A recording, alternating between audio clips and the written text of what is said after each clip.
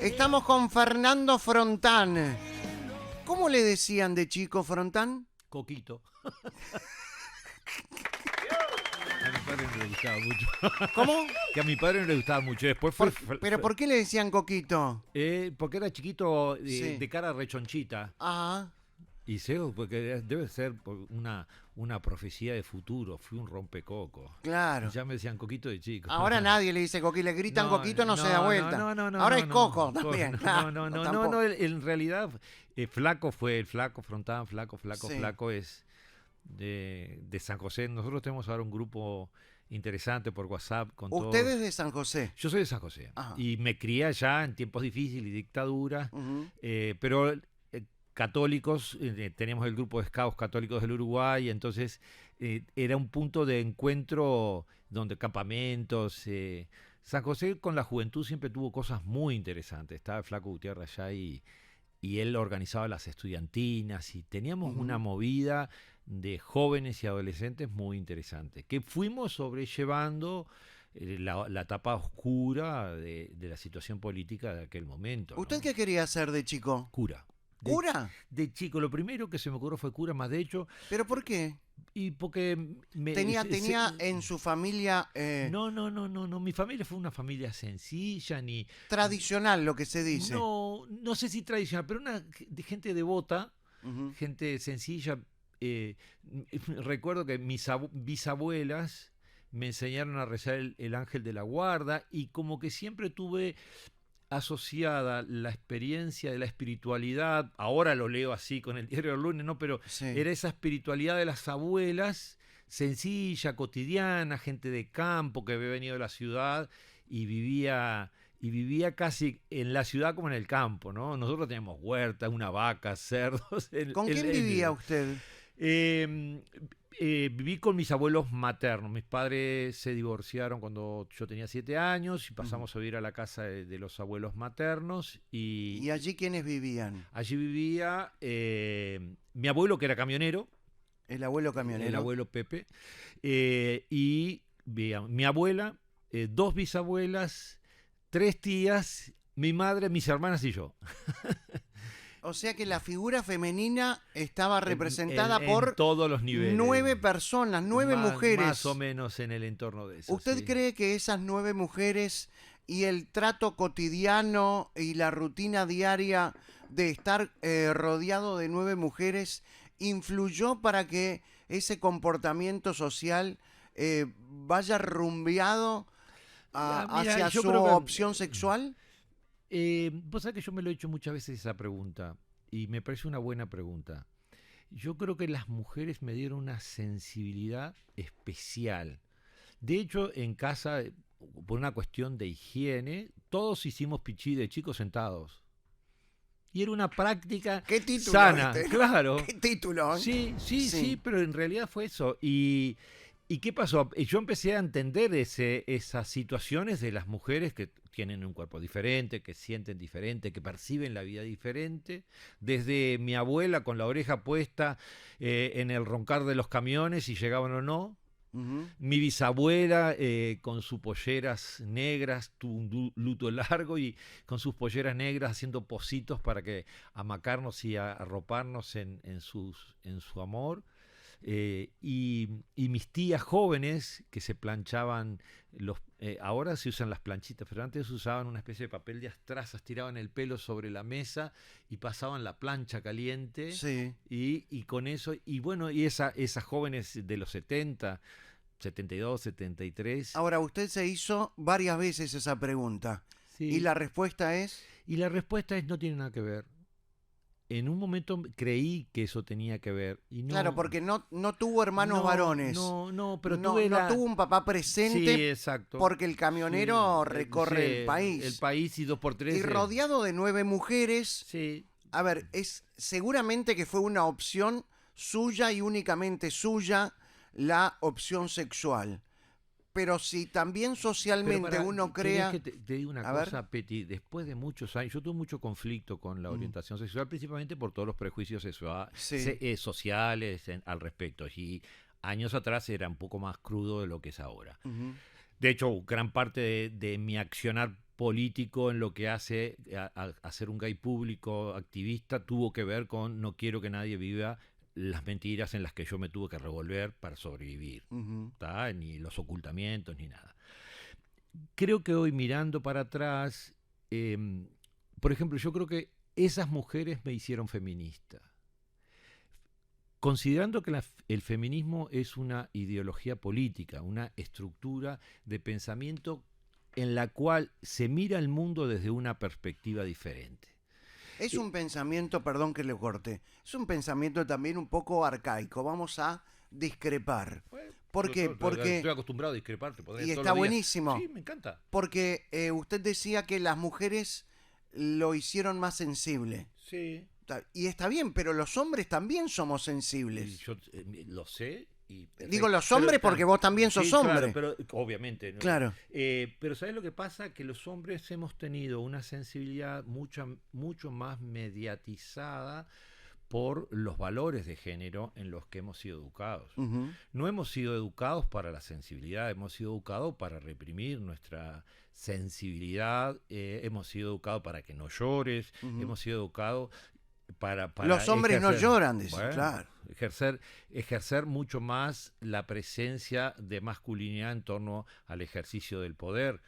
El primero que anda es el que manda, y aquí no sé qué, y soy fuerte, y a mí no me vas a pechugar, y yo qué sé, esa cosa de resolvemos los conflictos a través de la agresividad. Trompadas, exactamente. Sí. Entonces, en todo eso, yo tuve voy a hacer este parate que tiene que ver con la intervención de mi madre. Mamá no le gustaba mucho la violencia. Ella siempre me enseñó que los conflictos se tienen que arreglar hablando. Bien. Y opinando y convenciendo con argumentos. ¿Tá? Siempre se nos cuela la manipulación emocional ahí, pero a veces. Y una vez yo tenía 7, 8 años, me dijeron maricón. Y yo en ese conflicto interno que tenía, ¿qué lo sintió como una ofensa? Totalmente, un insulto. Ajá. ¿Por qué? Porque en el fondo, cuando se decía maricón, ¿a quién se referían? Y se referían a hombres afeminados que caminaban en el pueblo y que yo hoy los considero grandes valientes, que no les importaba nada en la construcción de su género y perseguían e insistían en ser quienes eran a pesar de todo el rechazo social que les generaban y provocaban en la sociedad, ¿no? Por el simple hecho de ser quienes eran y cómo eran. Pero, y cuando me dijeron maricón, yo agarré enseguida... 7, 8 años? Claro, sí, 7, 8 años, y lo agarré a trompadas directamente. Eso resolví como un hombre debería resolver el conflicto. A mí no me decís maricón, es como si te mentan tu madre, tú vas a defender a tu madre. No. Claro. Y fui a las trompadas. Mi madre me salió de la casa, me agarró de una oreja, me metió para adentro, me dio una buena surtida, como para que sintiera el dolor físico, y después se sentó a hablar conmigo y me dijo, jamás resuelvas un conflicto con trompadas. Ajá. Y no tuve más que pelea que esa, y otra que tuve a los 50 años después. Ahora si le dicen maricón, ¿cómo reacciona? Y me río. Claro. Le digo, ¿estás diciendo algo nuevo? Lo dije yo por Chocolate televisión. por la noticia. Digo, no, y aparte hoy si me presento me encanta decir maricón. Sí. Porque he aprendido de dónde surge el término, el contenido. ¿De dónde surge el término? El término surge en 1895 en torno a Oscar Wilde. Oscar Wilde, un gran intelectual inglés que a fines de siglo... Gay. Sí, claro. Homosexual. Sí. Que, bueno, en realidad, según lo más lo técnico, era bisexual, pero en realidad era un disidente sexual de la época y de su cultura. Y por el artículo 135 del Código Penal fue acusado, fue llevado a juicio y fue condenado por su homosexualidad a 2 años y medio de trabajos forzados.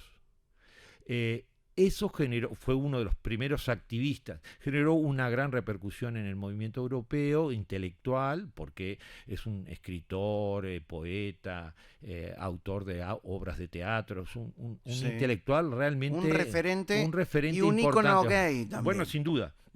Y Oscar Wilde, y cuando en la carátula decía maricón, en la carátula de su juicio. Y hoy yo entiendo que si a mí me gritan maricón, estoy siendo desbordado en piropos, Claro, es un porque orgullo. verdadera es un orgullo. Ujú. Ahí está, ahí hay parte del concepto del Del orgullo. orgullo gay. Tiene que ver con decir, si este hombre que supo soportar las cosas que soportó, que su talento fue lo que fue y que de alguna manera despertó lo que después vino a ser el Comité Científico Humanitario, que fue la primera organización LGBT de el mundo contemporáneo, ¿no? Porque nosotros pensamos en el movimiento gay a partir de 1969 con la revuelta de Stonewall, pero en realidad esto había empezado mucho antes con el juicio de Oscar Wilde, con la fundación que vino después del Comité Científico Humanitario, dirigido por un activista, un psiquiatra activista que era Magnus Hirschfeld, un alemán, y que a su vez también él generó en ese movimiento intelectual una producción sobre la investigación de la sexualidad humana amplísima, al punto de que en Berlín había una biblioteca con más de 10.000 volúmenes de trabajos de investigación sobre la sexualidad y sobre la diversidad sexual. Esto fue terriblemente atacado por el movimiento nazi. Claro. Y hay una noche que es la noche de los cuchillos largos, cuando Hitler manda a matar a todos los disidentes de los altos mandos el movimiento nazi. De la CSS. Sí, de la CSS, ahí está, de la CSS, y al mismo tiempo empieza una persecución obstinada, cruel, y una de las cosas que se hizo fue quemar esa biblioteca pública en el corazón de Berlín, junto con otra cantidad de hechos que iban frente a expresiones que salían de ese concepto de exclusividad aria, ¿no? Al homosexual uruguayo, ¿cómo le gusta que lo llamen? ¿O qué les disgusta más? Las dos, ¿eh? Estoy buscando los extremos, ya que estábamos hablando. ¿Es homosexual, el maricón, el mariquita, el gay? ¿El gay va para el uruguayo? Yo creo que es lo que más va como concepto. Pero, es como que está sí, internacionalizado. decimos la marcha gay, la gente Sí. gay, bla, bla, bla, yo creo que también hoy yo no sabría decirte cuál es un perfil gay, porque hay miles de perfiles gay. La diversidad es tan rica y tan amplia. Yo fui activista durante muchos años, 20 casi, y después permití que otros ocuparan ese liderazgo primario y creció el movimiento. Hoy a veces me pierdo en la cantidad de banderas que tenemos y no logro identificarlas a todas. Tengo que aprender, porque hay banderas de disidencias sexuales muy amplias, ¿no? ¿No siente que se fueron de mambo un poco con No, yo creo que el abanico demasiado mira, extenso yo creo que de sexualismo? la sexualidad finalmente termina siendo una combinación entre la identidad personal de un sujeto humano, su orientación sexual, hacia dónde quiere expresar su deseo y su afecto, y una cuestión que se llama la expresión de género, que es cómo en este concierto se explicita mi diversidad. Nosotros, hasta 1997, la marcha era la marcha del orgullo gay o del orgullo homosexual. En 1997, siguiendo un poco parámetros internacionales del movimiento LGBTIQ+, internacional, pasamos a llamar Marcha del Orgullo LGBTI. Y esto era terrible, porque era como empezar a poner nombre a los colores de una diversidad humana. Este camino ha crecido porque siguen apareciendo personas que se manifiestan desde un lugar y se expresan desde un lugar. Y esto no es que no exista y no es que se invente. Esto habla de lo único y repetible de cada uno. En algún momento llegaremos a ser personas. y nada más, y no será necesario explicitar nada. Pero hemos tenido un tiempo largo donde la cultura se ha cimentado y donde ha estado bajo un parámetro de control único, heterosexual, blanco, masculino o femenino, y parece que la protesta dice, no, existo yo que soy y me siento no binario, no me siento dentro de eso de varón y de mujer, y siento que construyo... El que no se siente ni varón ni mujer, ¿qué se siente? Bueno, yo digo, traje aquí una expresión de género que es lo no binario. Claro, ¿qué sería? No binario. No estoy en el no soy varón, no soy mujer, ¿Qué soy una persona sí. con genitales masculinos Sí. o con genitales femeninos, pero Sí. que en el género socialmente me expreso. ¿Y no se relaciona con hombres ni con mujeres? No tiene nada que ver la orientación sexual Sí. con la identidad en el género ni Bien. con la expresión de género. Perfecto. Entonces, la orientación sexual puede ser... yo me he encontrado muchas veces conversando con personas trans, por ejemplo, ¿no? Ujú. Personas que transitan de un género a otro. Las personas trans Entonces, transitan, obviamente. Exacto, claro, Claro. pero es que en realidad viene por eso. Ajá. ¿Y qué es lo que expresan estas personas? De hecho, en este momento tenemos una expresión muy linda de mujeres que transitan de mujer a hombre, los hombres trans, y cuando ellos nos cuentan quiénes son, nos hablan de que se sienten identificados en la expresión de género masculino, Ujú. algunos no, y siguen en esa transición Ujú. y ambigua, por decirlo de alguna manera, o no binaria. Algunos quieren intervenir su cuerpo, otros no. Algunos se sienten atraídos hacia personas con genitalidad masculina, otros hacia genitalidad femenina. No, ¿qué es lo que hablan? De una expresión que los hace único y repetible. Entonces es más fácil preguntarle, ¿cómo te gusta que te llamen? Ok, Cuéntame quién sos. sí. Yo estoy muy contento porque tú sabes que trabajo en adicciones y en un centro de rehabilitación, y en esto lo que hacemos en este centro es como deconstruir la vida que traíamos y que se complejizó con el consumo de sustancias, y construir una vida que tenga que ver con quiénes somos. Entonces, en la comunidad hemos de entrada de pique aceptados hombres trans en las comunidades de varones y mujeres trans en las comunidades de mujeres. Ujú. Y esto ¿Cuál es la diferencia entre hombres trans y mujeres trans? Hombres trans son aquellas mujeres que han transitado hacia el género masculino y la expresión de género masculino. Mujeres trans son aquellos que han transitado o están transitando desde un origen masculino hacia género femenino. Bien. ¿Tá? Y en la comunidad, lo que ha pasado, porque en la comunidad se refleja la sociedad tipo, lo que ha pasado es que la convivencia se da desde quién sos tú. Contame quién sos. Ujú. Y cuando convivimos, dijo, yo tengo que ocuparme de mí. Entonces no tengo mucho tiempo para ocuparme de vos y encasillarte a vos. Cuando vos me digas quién sos y dónde estás, es más simple de lo que uno cree, la convivencia misma en la diversidad. Creo que se complejiza cuando uno la vive desde un parámetro ideologizado. Fernando Frontán, Sí, ¿cuándo- Orlando Pettinati. ¿cuándo se dio cuenta quién era usted?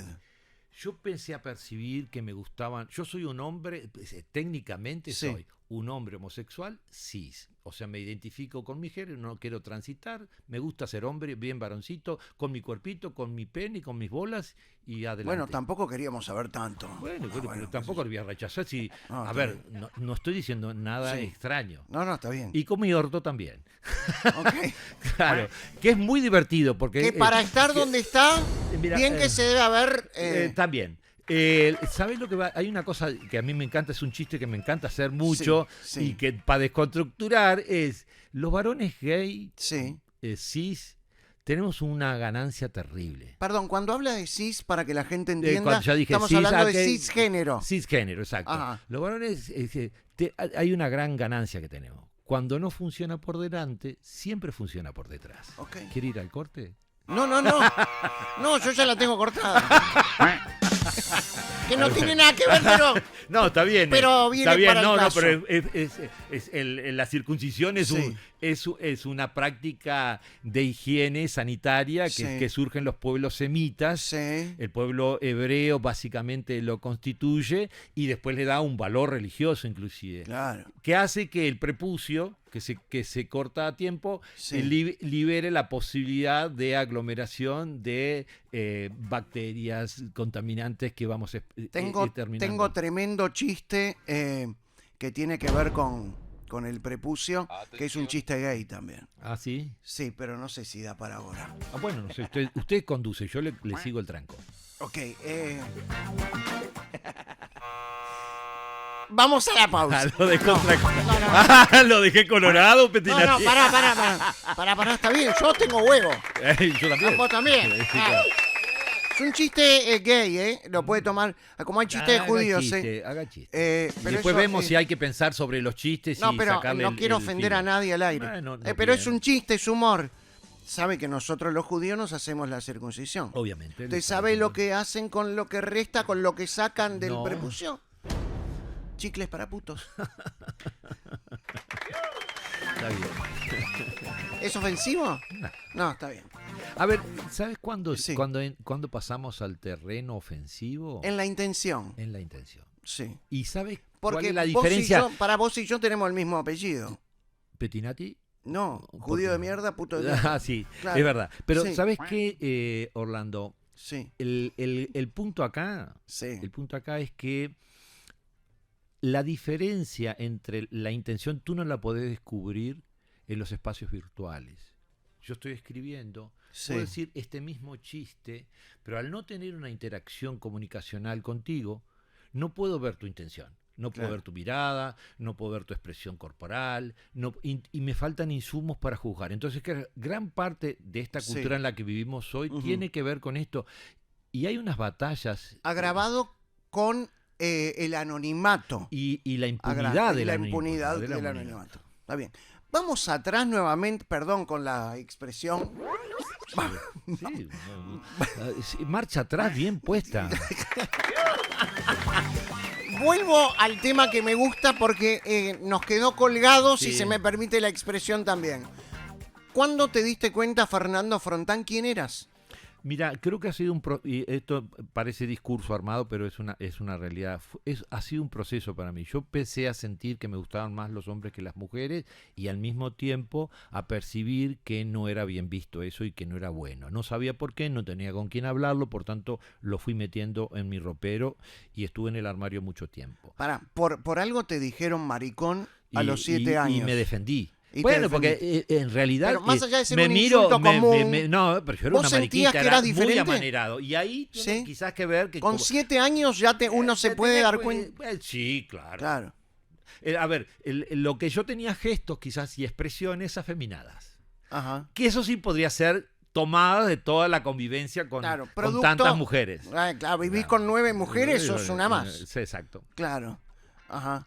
¿Y qué te diste cuenta entonces? No, sabía que me en la a primera mí, adolescencia. en la primera etapa era que eso, y me pasó que me empecé a enamorar de mis amigos. Entonces, eso era más tenebroso todavía porque no lo podía hablar, mucho menos con tus amigos. No, ¿Y tu mamá que te decía Mi tan...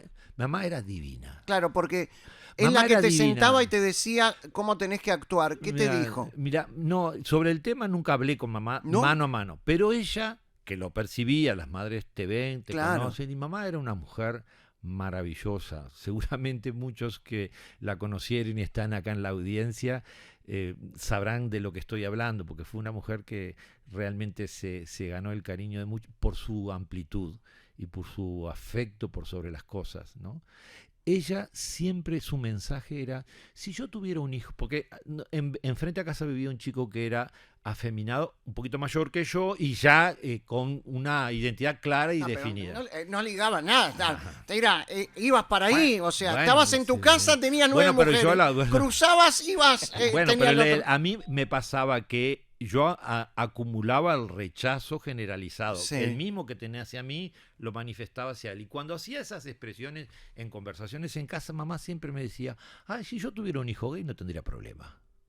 Lo abrazaría, lo quería, me encantaría, me encantaría. Me mandaba mensajes, nunca me apresuró a que le dijera, me mandaba mensajes y mensajes que yo no estaba preparado en aquel momento. De hecho, mi vieja murió y yo no estaba preparado todavía. ¿Para decírselo? No, porque no lo tenía resuelto. Yo quería cumplir con el formato. ¿Y papá? Con papá papá siempre me persiguió. O sea, íbamos en el OVNI y me decía, che, mirá, te están mirando allá, aquella chica, mirá, no sé cuánto. Claro. Y Te yo quería iba empujar. yo iba mirando al guarda, seguro. Y posiblemente papá la tenía clara. Ah, Entonces siempre tuve la presión de el ojo inquisidor de Gran Hermano Sí. de mi padre, ¿no? O sea, al confesionario. De hecho, yo en un momento quise tratar esta cuestión. Hablé con mi padre y le dije, mira, papá, me pasa esto. Estoy teniendo fantasías con hombres y me masturbo pensando en hombres. Y papá me dijo, para un poquito. ¿Vos ya tuviste sexo con una mujer? No, papá. Bien, vamos a hablar con el tío Héctor. Claro. Y el tío Héctor El me tío llevó Héctor a te Whiskería Los Cardales Claro. de San José. Trátenlo bien. Trátenlo bien. Sí. Exactamente. Aparte fue bien gracioso. Porque, Llévenlo al paraíso. Sí, bueno, pero sí, Sí. el paraíso me llevaron, sí. Sí. Al paraíso de la primer gonorrea que tuve. Claro. Me hicieron, la primera experiencia con gonorrea Sí. y la burla de la enfermera que me daba la inyección de penicilina, aquellas Sí. que venían en dos ampollas gruesas. Y me decía, ¿te gustó meterla? Y sí, yo digo, no me gustó para nada. Pero fue también la primera mentira oficial. A ver. Pa, ¿cómo te fue? Divino, pa. Soy el macho americano. Todos mentimos La esa mente, primera vez. Mentira, nada. Fue una cosa terrible. Un trámite. Más que un trámite, yo me hubiera sentado a charlar con aquella mujer. Claro. Recuerdo la escena y la imagen Sí. muy clara. ¿Y qué sí. recordás de esa escena? Recuerdo ¿Entraste a una habitación? Sí, una habitación. Oscura, Luz tenue, Sí. con roja, la Sí. palangana. La palangana. La palangana me impresionó bastante. Claro. Eh, Te limpiaban sí, claro, el aparato. Sí, todo. Sí. Sí, una práctica Sí. que no sé, sanitaria no tenía mucho, pero Sí. está. Y después el hecho de yo inerte sobre aquella mujer, un gurí de 15 años, una mujer de 30 y Claro. pico, yo qué sé, no... ¿Qué fue eso? No sé. Pero también hoy Pobre sí, el tío Héctor, que además tuvo que garpar. Sí, el tío... Claro, todos perdieron esa noche. No, La única mi tío, que ganó es la mi loca. tío perdió más Sí. todavía porque la mujer, en esto del trabajo sexual, estaba simple, estaba completo y Sí. hay uno en el medio que no me acuerdo cómo le llamaban y Sí. yo dije, no voy a ser miserable de ir al simple ni tampoco irme al completo, me fui al medio, claro que implicaba el sexo oral, incluir el sexo Sí. oral. Y mi tío, cuando me dijo, vos, hijo de puta. Sí. Pará, Te fuiste ¿qué de sacaste mambo. la cuponera? Claro, te fuiste de mambo. Para empezar, Sí. era un simple, ¿no? Claro, Bueno, pero si no me lo explicaste, yo qué sabía. claro. En fin, una experiencia que no. Y siguió esto. ¿Recordás qué te dijo tu papá cuando saliste? Sí, bien, del- igualmente a eso vino otra etapa Sí. que en realidad yo veía que eso no tenía solución. Y en aquel tiempo, estoy hablando del año 82, yo estaba terminando quinto de liceo humanístico y pasaron las escuelas militares, la escuela naval. Ujú. Y yo, bien maricón, me enamoré de... Tiene una publicidad que decía, si escuchas el llamado del mar, y apareció un caracol La ahí. escuela naval. Sí, y entonces... dije, ¿Entraste a la escuela naval porque te enamoraste de alguien de la escuela naval? No. Entré Ah. a la escuela naval porque quería hacerme hombre. Ah, Y claro. entendía, y era apático, y no sé qué, y mi viejo me dijo, yo te entreno. Mi viejo que, o sea, era muy difícil simpatizar con las escuelas militares en aquel momento. Dictadura. Claro, y tan Claro. fervoroso que estamos ahí en el trámite de salida. Sí. Entonces, pero me entrenó, entré a la escuela naval, para mí fue una experiencia maravillosa. La ¿Eras escuela el único gay de la naval. escuela Nunca naval? supe. Nunca, no se hablaba eso ahí, no se No, habla. sé, pero sí suceden cosas. ¿Ah? ¿Qué sucedió? Yo no puedo confirmar nada. Yo estaba como muy concentrado en que Sí. quería Encaminarte. encaminarme como hombre y Sí. está. Y el mar me gustaba y era una cosa. Y tuve un entrenamiento brutal. Físicamente, por ejemplo, yo era un tipo recontrapático al deporte, Sí. nada, era un flaco escuálido. Sí. Pero en la escuela me entrenaron bien, potenciaron mis cualidades, mis piernas largas, no sé qué, me entrenaron para correr 3.000 metros, logré hacerlo con muy buenos tiempos, competí por la escuela en 3.000 metros, entonces como que disfruté mucho de eso, ¿no? ¿Era solo hombres? Sí, en la escuela naval. Solo. En aquel tiempo sí. Sí. Yo estoy en la Barlovento del año 82. Ajá. Quien me quiera buscar me va a encontrar ahí en la foto de... La Sí. Barlovento era la revista de la Escuela De la Naval. escuela naval. Y en esa revista siempre había una revista de graduaciones y entonces las fotos de cada año se publicaban allí. y todo ¿No eso. habías tenido novia hasta ese momento? Tuve ¿Novia novia, mujer sí. tuviste? Tuve 2 relaciones importantes como Ah. mujer, con mujeres, y con una tuve un proyecto para casamiento, que no llegamos a concretarlo. La vida se encargó de ¿Y las relaciones disuadirnos. eran simples? ¿Eran completas? ¿O Las relaciones, éramos jóvenes católicos, entonces ya habían ciertas... no había sexo? No había... yo puedo decir que teníamos una vinculación sexual sin penetración. Y nunca tuve problema al estímulo. Ujú. Siempre la sexualidad a mí tuvo una cosa interesante en toda mi vida, en la práctica sexual, asociada al afecto. Entonces, si había un vínculo de afecto, siempre había una expresión erótica Claro. de ese vínculo de afecto. Que erótica no necesariamente tiene que ser sexual. Sí, pero digo, pero con repercusión sexual, sí, Claro, sí. ajá. Y con deseo establecido. Ujú. Eh, ¿Sentías deseos con tu novia? sí, el tema era que yo estaba como muy torturado, porque por ejemplo, cuando yo salí de la escuela naval, Sí. coincidió que me mudé de San José a Montevideo, Ajá. nuestra familia se mudó a Montevideo, y yo empecé a tener encuentros por 18 de julio, era un lugar de encuentro la noche siempre amparó a los gatos y a los gays. Claro. Y a los gay gatos. Y a los gatos gays. Y a los gatos gay. Y entonces salí a trillar 18. ¿Cómo era? Era muy simple. Ahí está. ¿Cómo era levantarse un gay sí, en 18 de julio. No, pero en la época de la dictadura. Bueno, estoy hablando de dictadura, Claro, sí, por de eso. 83, 84. Sí. Caminábamos, nos mirábamos, volvías la mirada hacia atrás, si había alguien el que había fichado que miraba, Se daba vuelta, se picó. daba vuelta, Picó. Si daba vuelta y está. Y después los códigos para ver qué pasaba, de dónde Sí. te conozco. Su familia eran códigos ¿Era un de lenguaje trance, homosexual? claro. Sí, su familia era para saber si eras gay. O su familia o ¿cómo era el otro código? Su familia, ¿entendés? ¿Cómo? ¿Sos entendido? Ah, entendés. En el diálogo, ¿cómo te va a mostrar que yo te veo cara conocida? ¿Entendés? Y Claro. si sabías el código, Había un respondía. boliche en esa época que decía solo para entendidos. Exacto. Exactamente. Claro. Pero Ajá. el punto Te te digamos, estoy hablando de 83. Eran los códigos de lenguaje del entre lenguaje. los El entendido homosexuales. era para decir somos entendidos, Ah. somos familia, somos gay. Ajá. Diríamos hoy, ¿no?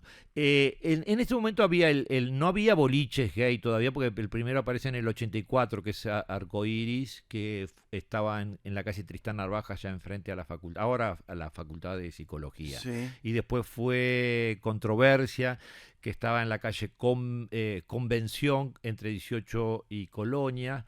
Y después 874, al lado de Baires, ahí en Te los Colonia. trillaste todos. Sí, claro. Sí. Pero estábamos en el Levante de 18 claro, en de el Levante julio. de julio. Entonces yo ahí estaba como en una ambigüedad. Me largo, no me largo, Tuve algunos encuentros. ¿No habías tenido ningún encuentro todavía con un hombre? No había tenido. Pero ahí el tema era que no me lanzaba a todo. Entonces, sí soy, pero esa cosa me amparo en que soy activo. Ajá. La cola no. Sí. Ahí no. Sí. Pero me pasó un caso que hasta el día de hoy lo recuerdo, y si me está escuchando, pido perdón así. Conocí a un chico hermoso, Sí. sí, y todo bien. 18 de julio. 18 de julio, entendido, todo bárbaro, ¿no? Mm. Digo, ¿tenés lugar, no tenés lugar? ¿A dónde vamos? Activo, pasivo. Eran preguntas como para ir decodificando el vínculo que podía surgir de ese Sí. encuentro. Y fuimos a un lugar, hacia el barrio sur. Habían en aquel tiempo muchas casas vacías ahí, uno tenía como ciertos recovecos. Y entramos en ese lugar y el chico me quiso besar. Ajá. Y me besó y fíjate vos el morbo represor en mí, ¿no? A ver. Cuando él me besó, yo le mordí los labios. Y el tipo me bajó una trompada, con toda la razón del mundo. Sí.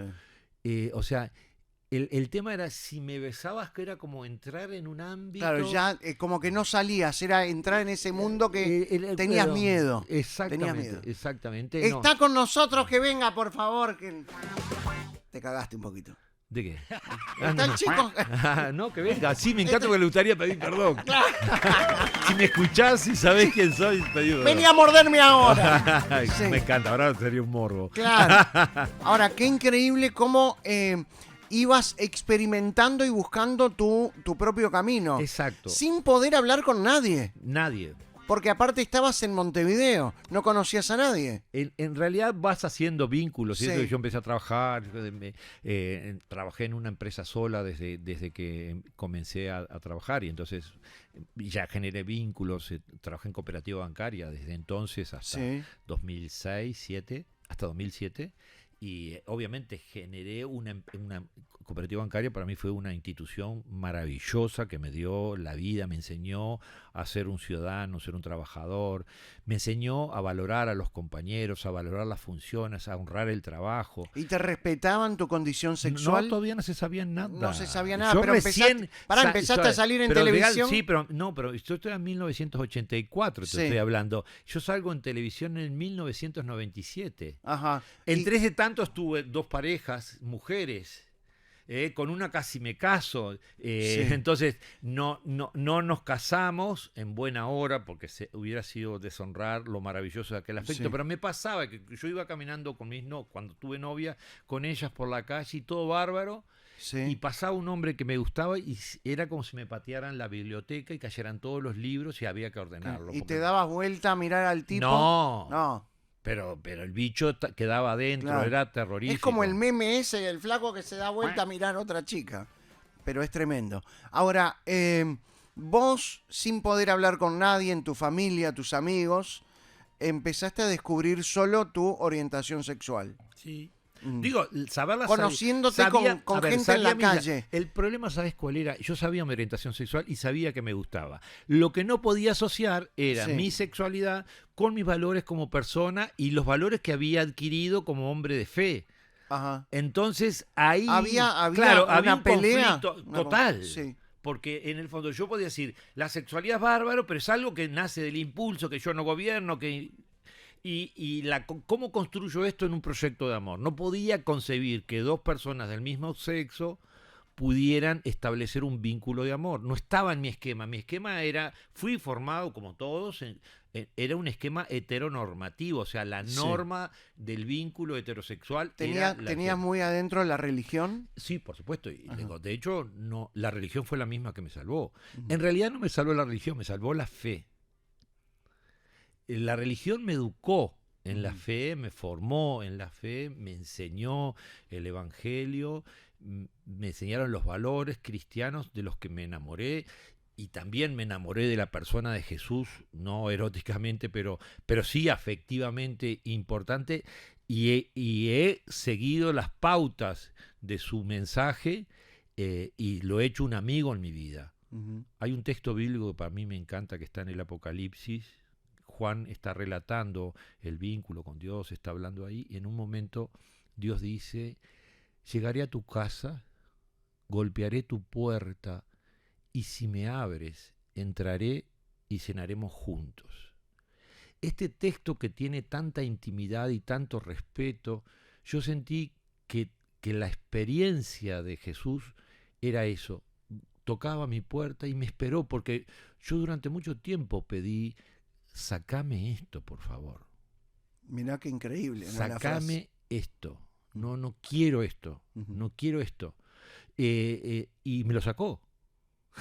Claro, me sacó la lógica con la que yo estaba interpretando esas emociones y esa identidad que quería emerger de mí. Desde el y yo punto de aplastaba. vista homosexual, ¿cómo ves la Biblia? ¿Cómo ves el Nuevo Testamento? ¿Ves en Jesús una imagen homosexual? No, ¿Ves porque en no, los apóstoles? yo veo en Jesús un hombre que ama indistintamente a hombres y a mujeres. Un hombre que genera, un hombre Y esa, divinidad. esa sexualidad de Jesús. Pero hay una cosa importante. Jesús Sí. vivió en un contexto greco-romano, Ujú. un contexto de ocupación del Imperio Romano en Israel, y ese contexto era una mezcla cultural muy distinta, ¿no? Entonces, y tuvo la chance de haber juzgado, y no lo hizo. No hay ninguna expresión de Jesús que hable o defina o se detenga a mirar como problema algo que era una realidad. Y las prácticas homosexuales eran parte de la vida. En el Nuevo Testamento aparece después de Jesús Pablo, que es quizás uno de los precursores de lo que después llegará a ser el cristianismo como religión separada del hebreo, porque Jesús fue un judío y el movimiento de Jesús en su tiempo fue cómo restablecer el vínculo de la ley hebrea y cómo vivirla justamente y el anuncio de los profetas de que iba a venir alguien que enseñaría, bueno, todo eso estaba en ese contexto. O sea que Jesús quería llevar ese mensaje más allá de las fronteras del pueblo de Israel a todo el mundo. Y el código o el mandamiento que enseñaba era el amor. Entonces, eso fue la experiencia de Jesús y de los primarios que estuvieron con él. Posteriormente vino Pablo. Pablo lleva el mensaje del Evangelio a los pueblos helénicos y entonces encuentra un gran conflicto que se le genera porque había una ideología que era el gnosticismo, y el gnosticismo planteaba la dualidad cuerpo-espíritu, y entonces ese problema estaba instalado. Las veces que Pablo habla para condenar prácticas supuestamente homosexuales son 2 o 3. Hay cuatro. ¿Hay cuatro. prácticas homosexuales en la Biblia? Sí, por supuesto. David y Jonatán, Ruth, y estamos hablando del Antiguo Testamento. Claro. ¿no? Pero el primer. Sodoma, Gomorra. Claro. Pero Sodoma Gomorra entra dentro del marco del Génesis, que es un mito, pero y es la lectura de un mito que tiene que ver igual muy parecido a lo que fue después con la Torre de Babel. Pero en el primer converso es un eunuco. ¿Y quién lo convierte? ¿Quién en los Hechos de los Apóstoles? Y el eunuco lo convierte Felipe. O sea, el primer converso sería alguien de la diversidad sexual o de las minorías sexuales. Entonces, el tema es que no era problema en ese tiempo. Hay un tema aquí con las traducciones. Entonces, que los escritos bíblicos están en hebreo o están en latín, ¿no? Están en griego, perdón.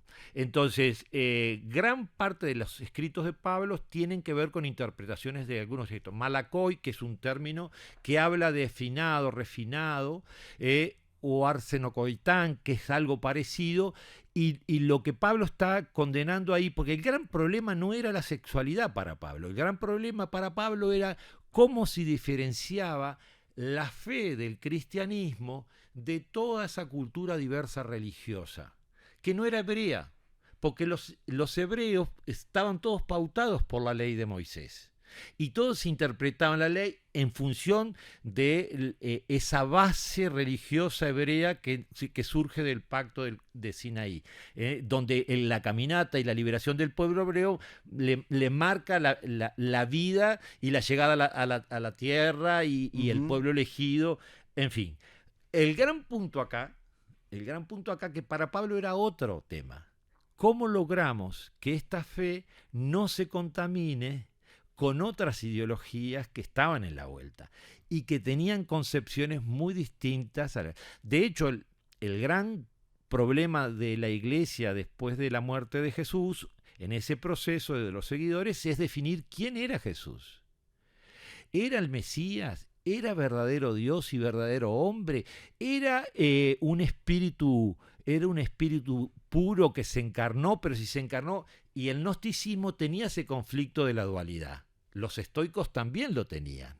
Entonces, el conflicto era la definición.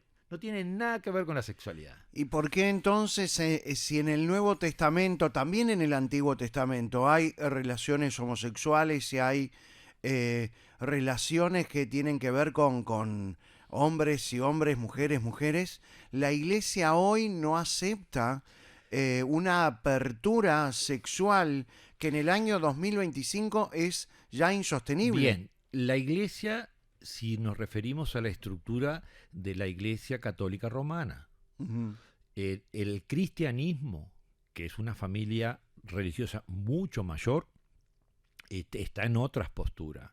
Uno va a las iglesias protestantes, la tradición luterana, la tradición anglicana. Acaba la tradición anglicana de nombrar un arzobispo en Inglaterra, mujer y lesbiana. El protestantismo en sí ha avanzado mucho más en estos temas que la Iglesia Católica. La Iglesia Católica tiene ¿Qué tiene miedo la Iglesia Católica? La Iglesia Católica no tiene miedo. Ajá. La Iglesia Católica tiene la fuente de los evangelios y las escrituras, y por otro lado tiene el gran paradigma de la doctrina. Y la doctrina es una construcción de todo lo que implicaba en repercusiones de interpretaciones y de construcción de una moral y de construcción de una percepción del mundo, de una percepción de la realidad. La Iglesia ha tenido conflictos para entenderse con la ciencia, ha tenido conflictos para poder comprender Totalmente. que el mundo no era un plato Ujú. sostenido por elefantes y que no. Y ahí estaba Finisterra y ahí tenemos todo lo que pasaron con los científicos como Newton, que de alguna manera empezaron a explicar desde la ciencia, y la Iglesia ha tenido problemas con salir de su doctrina, y eso le ha hecho difícil. Por eso esto no es peyorativo, pero se le habla de un elefante como institución caminando lento y procesando. Ujú.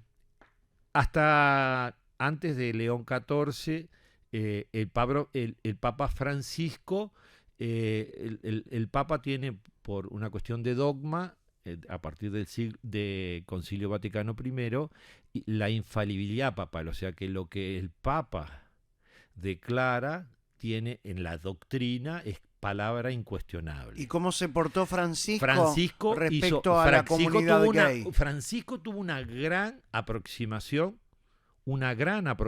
a la realidad de la diversidad, planteó inclusive los ritos para celebrar las uniones de parejas del mismo sexo, habilitó a religiosos que lo hicieran, principalmente las iglesias anglosajonas. Pero la diversidad sexual está en la iconografía del inicio. Si uno ve los mártires, aparecen las expresiones Felicita y Perpetua, Baco y otro obispo más que murieron juntos y abrazados. O sea, hay rituales establecidos para la bendición de parejas del mismo sexo. No fue un problema sino hasta el principio de los 800, 900, que vuelve otra vez esa parte oscurantista de la historia, en la que la Iglesia empieza no solamente a definir el matrimonio, no solamente a definir los patrimonios de la Iglesia, también logra vender indulgencias para la salvación. O sea, a mí me gusta leer estas cosas en contexto. Una etapa oscura en donde la doctrina fue yendo y viniendo, pero creo que en algún momento van a poder hacerlo. Iglesias más contemporáneas, más jóvenes en relación a la larga tradición del catolicismo romano, Tienen otra apertura. tienen otra apertura. Nos vamos a ir a la pausa. Luego de la pausa vamos a conocer un poco más de la historia de Fernando Frontán en Malos Pensamientos. Estamos con Fernando Frontán, más conocido como... El puto de la tele. ¿Te conté esa historia? No, a ver. Cuando empecé en Debate Abierto, Sí. en el 98, Sí. fue un programa explosivo, maravilloso. Debate Abierto fue un programa de polémica bueno, espectacular. Que marcó una huella importante. Sí, y entonces yo subía, trabajaba en la cooperativa bancaria todavía, y subía al Omnibus. Y subí una mamá después con un niño en brazos y un chiquito de 5 años. Se Sí. sentó al lado del guarda para pagar el boleto mientras que sacaba. Y yo estaba sentado un poco más atrás y el niño de 5 años me miraba y me miraba y me miraba insistentemente. Y yo dije, este va a dar el calor de la noche. Claro. Y en un momento dice, mamá, mamá, el puto de la tele, el puto de la tele. Claro. En el audio, imagínate lo que fue Sí. eso, una explosión de carcajadas. A vos no te ofendía eso. Nah, al contrario, eso era parte de quién Era- era el puto. ¿Dónde escuchó Claro. este niño El el puto puto de la Debate tele? Abierto. Claro, Claro. claro. Qué increíble. Ahora, hablábamos en el bloque anterior de ser gay en la época de la dictadura. Hablábamos de 18 de julio, cómo tratabas de levantarte a alguien.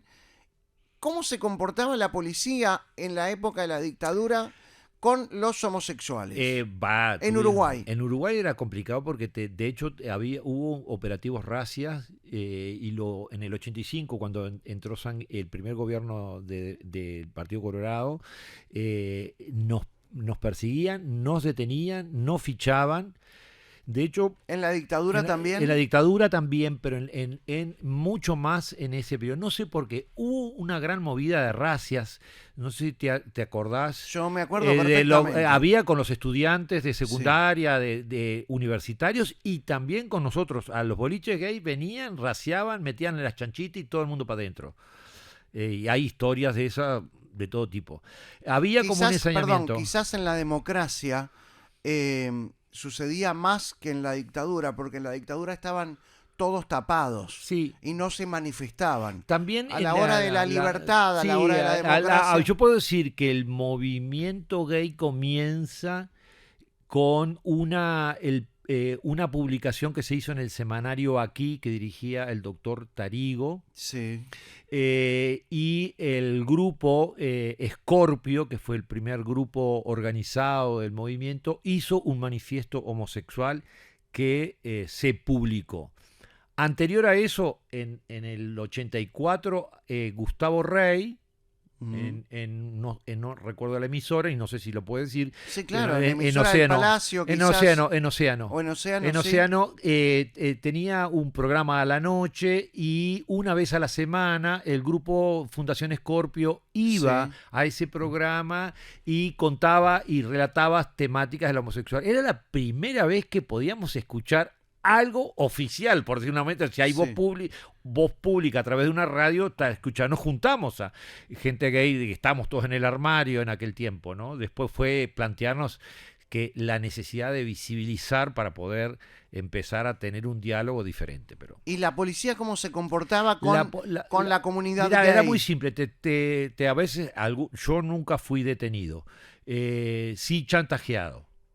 Porque ¿En había qué sentido? y muchas veces en ese trillo muchos ¿Te paraba la policía el 18 de no julio? la policía directamente, pero sí supuestos oficiales de policía encubiertos. Y entonces tenían el código, entendés, no entendés, pipipi, papá, y te retenían y te pedían la documentación y en el cagazo sacabas la cédula, la entregabas. Claro, porque vos... Y una vez que tenía la cédula, vamos para la comisaría, porque ya estaban los ficheos esos, ¿no? Ajá. Y de hecho esos ficheos para muchos pasaron, muchos no pudieron sacar pasaporte porque tenían el registro y eso era considerado mala conducta. Y el certificado de buena conducta que te da cuando tú vas a hacer el pasaporte, la policía, simplemente para que no estés vinculados en cosas así, ya te bloqueaba. O sea que cuando te retenían o te Sí, detenían, sí, te te fichaban, fichaban. y eso era mala conducta. Sí, sí, estaba en los archivos de mala conducta. Horrible. Terrible, claro. Pero era algo normal para la comunidad. Era mortal. Nosotros, de hecho, después con el movimiento, con el Grupo Diversidad y el Encuentro Ecuménico para la Liberación de Minorías Sexuales, en el 99 logramos tener con Stirling, ministro del Interior, una charla y logramos que Stirling movilizara todo para Eliminar el archivo. eliminar los archivos. Ahora bien, hablaste de Tarigo. Sí. Hablaste de Enrique Tarigo, que fue vicepresidente Sí. del partido del país Sí, por el primer Partido vicepresidente. Colorado. Sí. Hablaste de Stirling, Sí. ministro del Interior del Partido Colorado. Sí. ¿Era el Partido Colorado la fuerza política que más entendía al movimiento Mira, vos homosexual sabés, en Uruguay? yo puedo decirte una cosa, que el Partido Colorado como estructura política fue más receptivo que lo que después fue la izquierda. En la izquierda tuvimos importantes aliados que los cuento con los dedos en mi mano. Margarita Perkovich, Daisy Tourné, Felipe Michelini, Berta Sanseverino, Daisy Tourné ya la dije, y para de contar. Está bien, pero estamos hablando más hacia acá en el No, tiempo. no, ellos son de la primera guardia. Ajá. Margarita Perkovich estuvo en la Junta Departamental en el 94 y estuvo en el Parlamento en el, creo que no me acuerdo en cuál legislatura, pero es de las primeras. Bien. ¿Tá? ¿Qué pasó con el Partido Colorado? Ese liberalismo ballista de la vieja guardia, que quizás se encarnó en el foro ballista, llegó al gobierno. Pero al mismo tiempo, por ejemplo, en el 2000, el Partido Colorado llegó a la presidencia con el doctor Jorge Valle, y lo primero que hace Valle, antes de asumir la presidencia en marzo, hace declaraciones al New York Times en enero.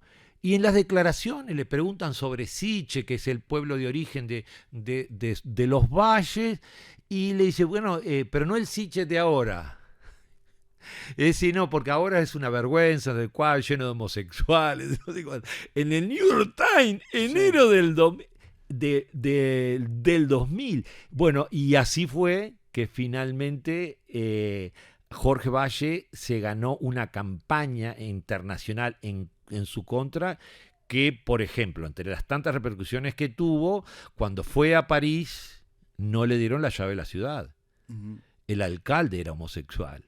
Fue a Berlín, de ultraderecha, pero en Berlín, de ultraderecha también, no le dieron la llave de Berlín porque de alguna manera sus declaraciones habían sido tipificadas como las peores. Al mismo tiempo que se daba eso, la primera presidencia de la Cámara de Diputados en el gobierno de Valle la llevó adelante Washington Abdallah. Y Washington Abdallah es el turco, es el que llama y convoca a los foros de las diversidades, y de ahí comenzamos un diálogo y que se constituyó en un grupo de los representantes de los cuatro partidos. Estaba Abdallah por el Partido Colorado, Beatriz Argimón por el Partido Nacional, Berta Sanseverino y todo este grupete que mencioné por el Frente Amplio, y se constituyó lo que fue el proyecto de ley de modificación al artículo 149 del Código Penal, donde se incorporó por primera vez a la modificación de ese artículo que cuida del odio y la incitación al odio y a la violencia. Por orientación sexual. Se incluyó orientación sexual e identidad sexual. Ahora, todo eso fue llevado también por el turco Abdallah, por Washington Abdallah. Washington Abdallah con la sociedad civil, el movimiento LGBT trabajando firmemente. No, pero me refiero a que entonces el Partido Colorado, entendía más al yo creo que sí, en movimiento esa etapa que la izquierda. Sí, La hasta izquierda en ese momento. ¿En ese momento le dio vuelta la cara el Frente Amplio o la izquierda? No dio vuelta la cara. No estaban preparados para asumir la agenda de derechos. Ajá. El Partido Comunista hasta entonces, y yo todavía no me he sacado esa espina del talón, durante muchos años hizo una persecución obstinada contra las personas homosexuales. Estamos hablando del Partido Comunista del Uruguay. El Partido Comunista del Uruguay expulsando a la gente de la UJC y nunca se retractaron de esas acciones. La UJC, Unión de Juventudes Comunistas. Exactamente. Y me digo que nunca se retractaron. ¿Por qué? porque quizás fue el único partido que tuvo una explícita persecución a gente gay. Sí. Cuando vino Matrimonio Igualitario, estábamos saltando en el tiempo, ¿no? Sí. 2013, se mandaron un gran discurso firmado por Federico Graña, y lo leyó el diputado Loriel, que ni siquiera lo supo leer, porque no tenía el acervo cultural, y la homofobia la tenía instalado, y no dijeron en el Parlamento. Se pintaron como los grandes salvadores de la historia y no pusieron en absoluto.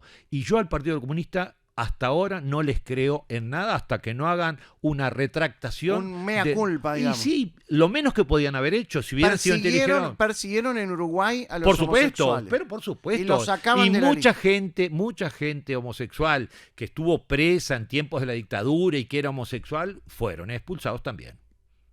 En el 99, en el 98 y 99 tuvimos la celebración de los 50 años de la Declaración de Derechos Humanos. Eso hizo un gran movimiento. Nosotros en el 99, junto con el cooperativismo, abrimos una carpa para las denuncias sobre violaciones de derechos humanos en el Uruguay. Tuvimos una de las mesas era sobre diversidad sexual. Un altísimo número de militantes comunistas acusando las expulsiones por haber sido homosexuales de las filas del partido. Entonces, yo no creo en esas conversiones electorales. Ajá. ¿Qué quiere decir que no? Claro, que no creo que cuando la agenda incorporó, creo la lucha, por ejemplo, de las mujeres adentro del partido, del frente, luchando para meter en la agenda esta temática de derechos, y después valoro todo lo que se hizo a su favor y ha sido el partido que ha generado una política sostenida y honro al Frente Amplio por eso. No. Pero creo que muchos que tuvieron que ver deberían haber hecho un mea culpas. Y el Frente Amplio se hizo cargo de esta agenda. Y no, porque son agendas propias de los partidos. Está bien, pero pregunto, ¿lo hizo por una cuestión de rédito electoral? No. ¿Sentís eso? No. Yo, mira cómo fue. ¿Fue genuino? Sí. Y te digo más, nosotros en el 99... Pero el Partido Comunista es hoy uno de los... Bueno, sí, una de las patas importantes. Bueno, en el discurso políticamente correcto lo puso y está. Sí. Yo no les creo, Fernando Frontán no les cree. ¿Al Partido Comunista no les creo? ¿Y qué no te pasa? Nada. ¿Qué te nada pasa, no les creo. ¿Qué te pasa cuando levantan una bandera con el Che Guevara? Homofóbico. Sí, a ver, hay que leer las cosas en sus contextos, ¿no? A ver. El Che vivió una revolución sí. En la que el objetivo era la liberación económica, política, social de la opresión de los pueblos, ¿no? Pero... y en esa cultura, el Che, Fidel, la homofobia fue parte de toda. Como era la misma homofobia que reinaba dentro de No estaría justificando, ¿no? No estoy justificando. Simplemente estoy leyendo en contexto. Bien, perfecto. Porque, yo qué sé, en un tiempo donde la homofobia era lo correcto, no lo voy a leer con la lectura después que hicimos del proceso de transformación. Yo una de las cosas que observé, volviendo al Uruguay y al Frente Amplio, que a medida que la agenda se fue organizando, quiero decir una cosa, el movimiento LGBT en el 99 nosotros llamamos ningún voto LGBT a políticos homofóbicos en el Parlamento. Y invitamos a los distintos partidos políticos, gente LGBT de los partidos, que generaran agrupaciones dentro de los partidos políticos, porque entendíamos que la transformación debería ser a partir del diálogo. Estamos hablando vos y yo y decime puto a ver qué pasa.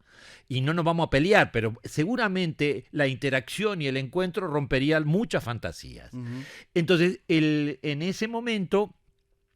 cuando sucedió eso, el Partido Colorado tuvo un par de agrupaciones LGBT abiertas dentro del movimiento y se fueron metiendo dentro del Foro Ballista, no con la gente de la 15 de Jorge Valle.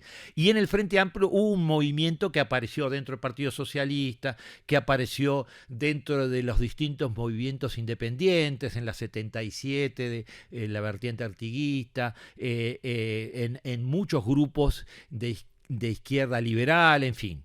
El MPP. En el Partido Nacional no. El Partido Nacional fue una cosa bien graciosa, porque hay mucha gente gay y lesbianas en el partido. ¿Estás hablando hoy en el presente? En todo el presente del partido. O sea, hoy podemos hablar de Penades, no voy a hablar sobre el juicio que está atravesando. O sea, no me meto en eso y yo no juzgo. Pero eso. vos, como parte de la comunidad homosexual, ¿sabías de su orientación sexual? Siempre lo supimos. Siempre lo supieron. Pero respetamos que él decidiera. De hecho, cuando ¿No hicimos, les daba un poco de bronca que no saliera del closet? ¿Sabes lo que pasa? Quienes estuvimos en el closet y fuimos presionados a salir o fuimos juzgados, sabemos que no podemos presionar a otro compañero. Bien.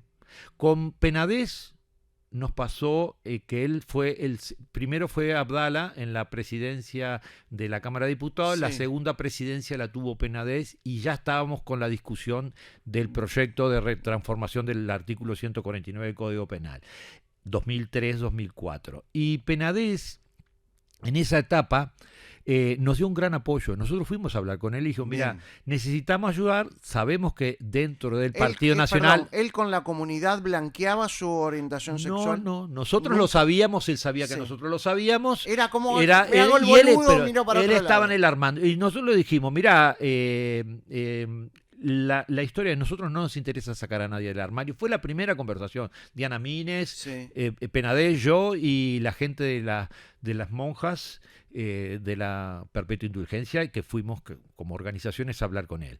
Porque a lo que a nosotros nos interesaba era que la ley prosperara. ¿En qué nos podés ayudar? Y él dijo, yo los voy a ayudar, estoy de acuerdo, perfecto.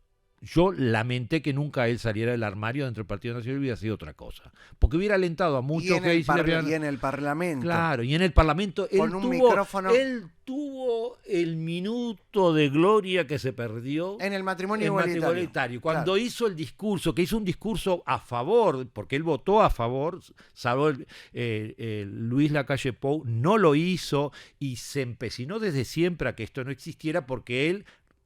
más allá de lo que él crea como persona, que es otra cosa, ¿no?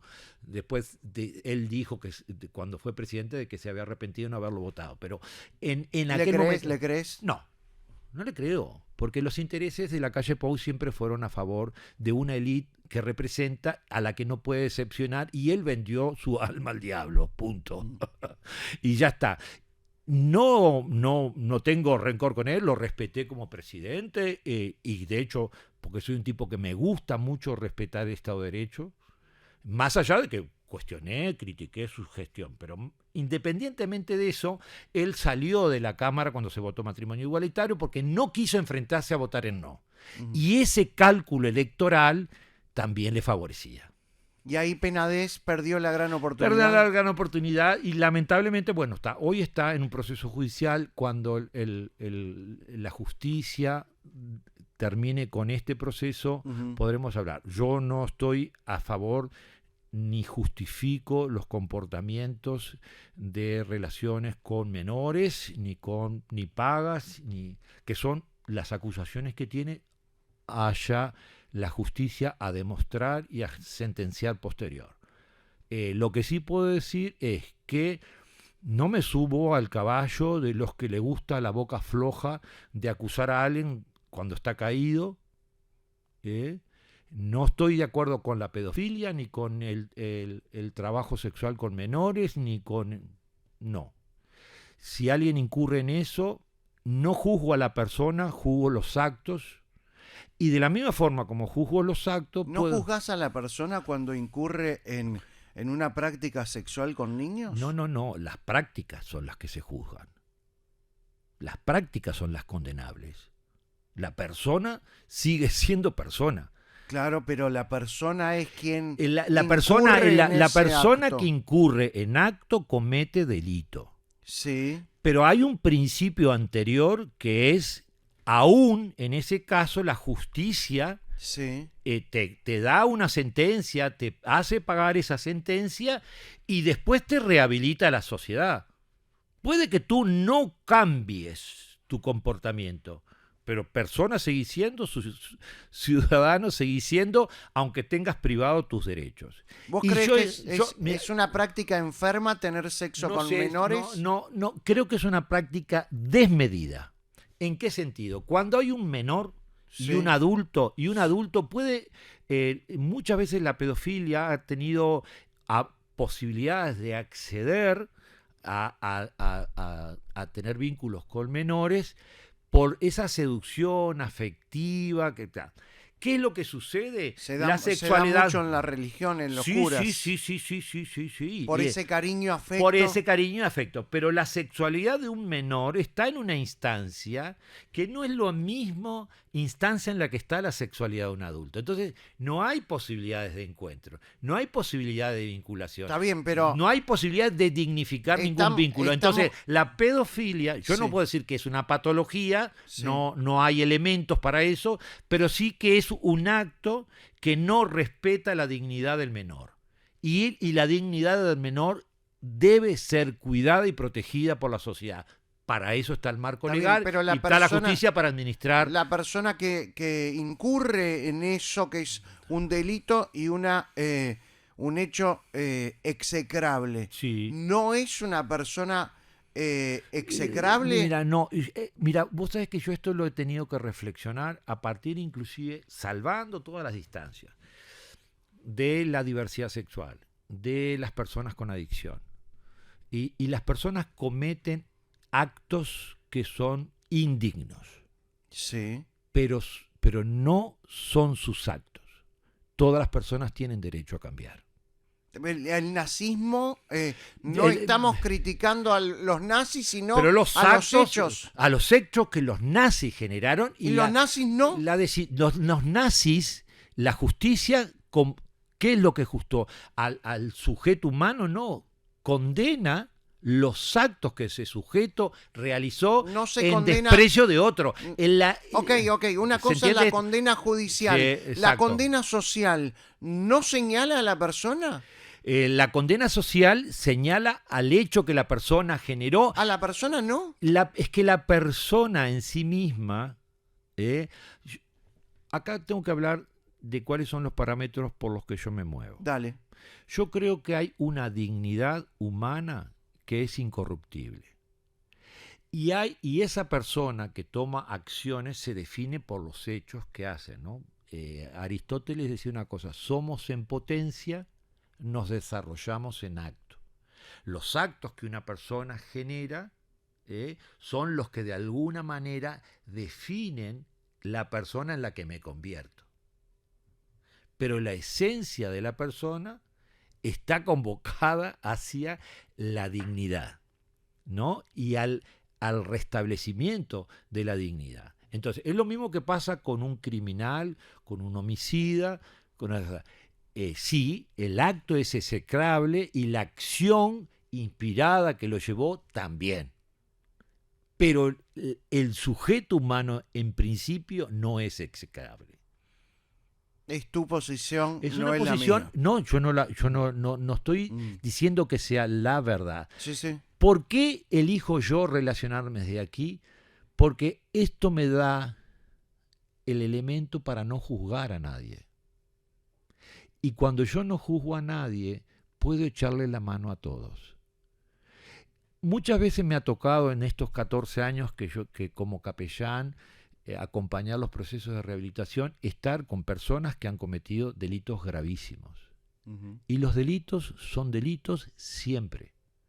Y tienen y generan un daño que no se justifica porque tú seas adicto. Tienes que responsabilizarte de esto. Pero tú tienes derecho a cambiar. Y el no juzgarlo me ha permitido caminar al lado de personas que se han transformado y han hecho procesos de rehabilitación. Dentro de esos procesos, en el camino de la rehabilitación, también tienen que enmendar el daño que han hecho. Y muchas veces ese daño lo puedes enmendar de manera directa o de manera indirecta. pero la transformación es posible. Si no fuera posible, tendríamos que matar a aquellos porque el hecho los convierte en personas, no queda un reducto de transformación. Y yo no creo que no haya reductos de transformación. Yo creo que sí, que la rehabilitación es posible. ¿Estás trabajando como reverendo? ¿Está bien dicho, reverendo? Sí. Sí. ¿En una iglesia? No. Yo soy miembro de la Iglesia de la Comunidad Metropolitana. En el Uruguay no tenemos comunidad. Sí. Yo tengo una asignación como capellán a este proyecto de rehabilitación que es Comunidad Terapéutica Betania. Ahí está. Trabajás con adicciones, con gente adicta. Sí. ¿Cómo llega a este templo? Mira, no es un templo, Okay. es una comunidad de rehabilitación. Una granja. Sí, son granjas. Ajá. Sí, tenemos varias. Betania Juanicó, Betania Artigas. ¿Qué es Betania? Betania es el nombre de la comunidad terapéutica. Bien. ¿Cómo surge? ¿Dónde surge Betania? Betania surge de uruguayos adictos que van a hacer procesos de rehabilitación en Brasil, donde surge este modelo de abordaje terapéutico. Bien. Que se llama modelo Facenda, donde se trabaja la integralidad de la persona que se hace cargo de su vida y empieza a desechar, a decidir si sigue consumiendo o no sigue consumiendo. Si sigue consumiendo, el proceso es lento, progresivo, incurable, deteriorante. Y el final siempre es la cárcel, la muerte o la locura. Esto es como enfermedad mental comprobado. Pero puede detener. Estás hablando de cualquier tipo de adicciones. De todas las adicciones. En este caso yo trabajo y nuestra comunidad trabaja con las adicciones químicas. ¿Cuáles son las químicas? Las personas que generan vínculo con sustancias psicoactivas. Drogas comúnmente hablamos. Marihuana, cocaína, pasta base. Todo eso. Todo lo que tiene que ver. Metanfetaminas. ¿Estabas de acuerdo con la liberación de la marihuana en el gobierno de Mujica? Bueno, acá yo en esto tengo varios matices. El primer cosa, creo que una cosa es la cuestión social que genera el consumo de sustancias y otra cosa es la regulación de ese hecho social, el consumo de sustancias. La ley tuvo grandes agujeros negros que creo que no favorecieron. Es más, estimularon lo contrario que se proponían en los argumentos. Por ejemplo, sí. el autocultivo no se ha controlado y la producción que se habilita de marihuana se ha intervenido, se ha regenerado, se ha aumentado el índice de THC, que es una droga que impacta muchísimo en la salud mental y en el funcionamiento orgánico del cerebro y despierta muchas veces enfermedades que si no hubiera un evento que las despertara no pasaría nada. Pasa con la esquizofrenia, brotes psicóticos. No ha habido una regulación educativa para generar conciencia en las poblaciones más vulnerables, adolescentes. Entonces cada vez más hay personas que se exponen a las sustancias sin conocimiento de ellas, con altos índices de THC, el tetrahidrocarabinol. ¿Qué es lo que tiene la marihuana? ¿Qué es lo que tiene marihuana? Que no es nada natural, porque cuando sube el THC es porque ha sido intervenida la planta. ¿La marihuana es una puerta hacia otras drogas? Sí, puede que no. Yo creo que el alcohol es más puerta que otra cosa. Bien, pero la decisión de Mujica de liberar la marihuana fue perjudicial porque le abrió la puerta. Yo creo que abrió muchas puertas y no controla ninguna. Abrió el consumo, lo puso a un nivel de salud, se vende en la farmacia, el mensaje es confuso, los adolescentes se exponen, el impacto del consumo muchas veces. Hay que ser cuidadoso con eso porque nos mandó un mensaje hace un ratito Radino, a quien le mando Daniel Radío, que le mando un gran abrazo, un gran activista en la Junta Nacional de Drogas. Y en este tema ha sido como clengle. ¿Por qué? Porque en aquello de que vamos a sacarle al mercado al narcotráfico, es una inocencia y una ingenuidad que Mujica comió del tupper. Comió del tupper o Comió nos del hizo tupper porque comer a lo- nosotros A del todos, tupper. y a todos. Es más Y él de se hecho, reunió con Soros sí. e hizo este negocio. Sí, este negocio que en el fondo el más beneficiado de eso fue Santoro, que compró ¿cómo es?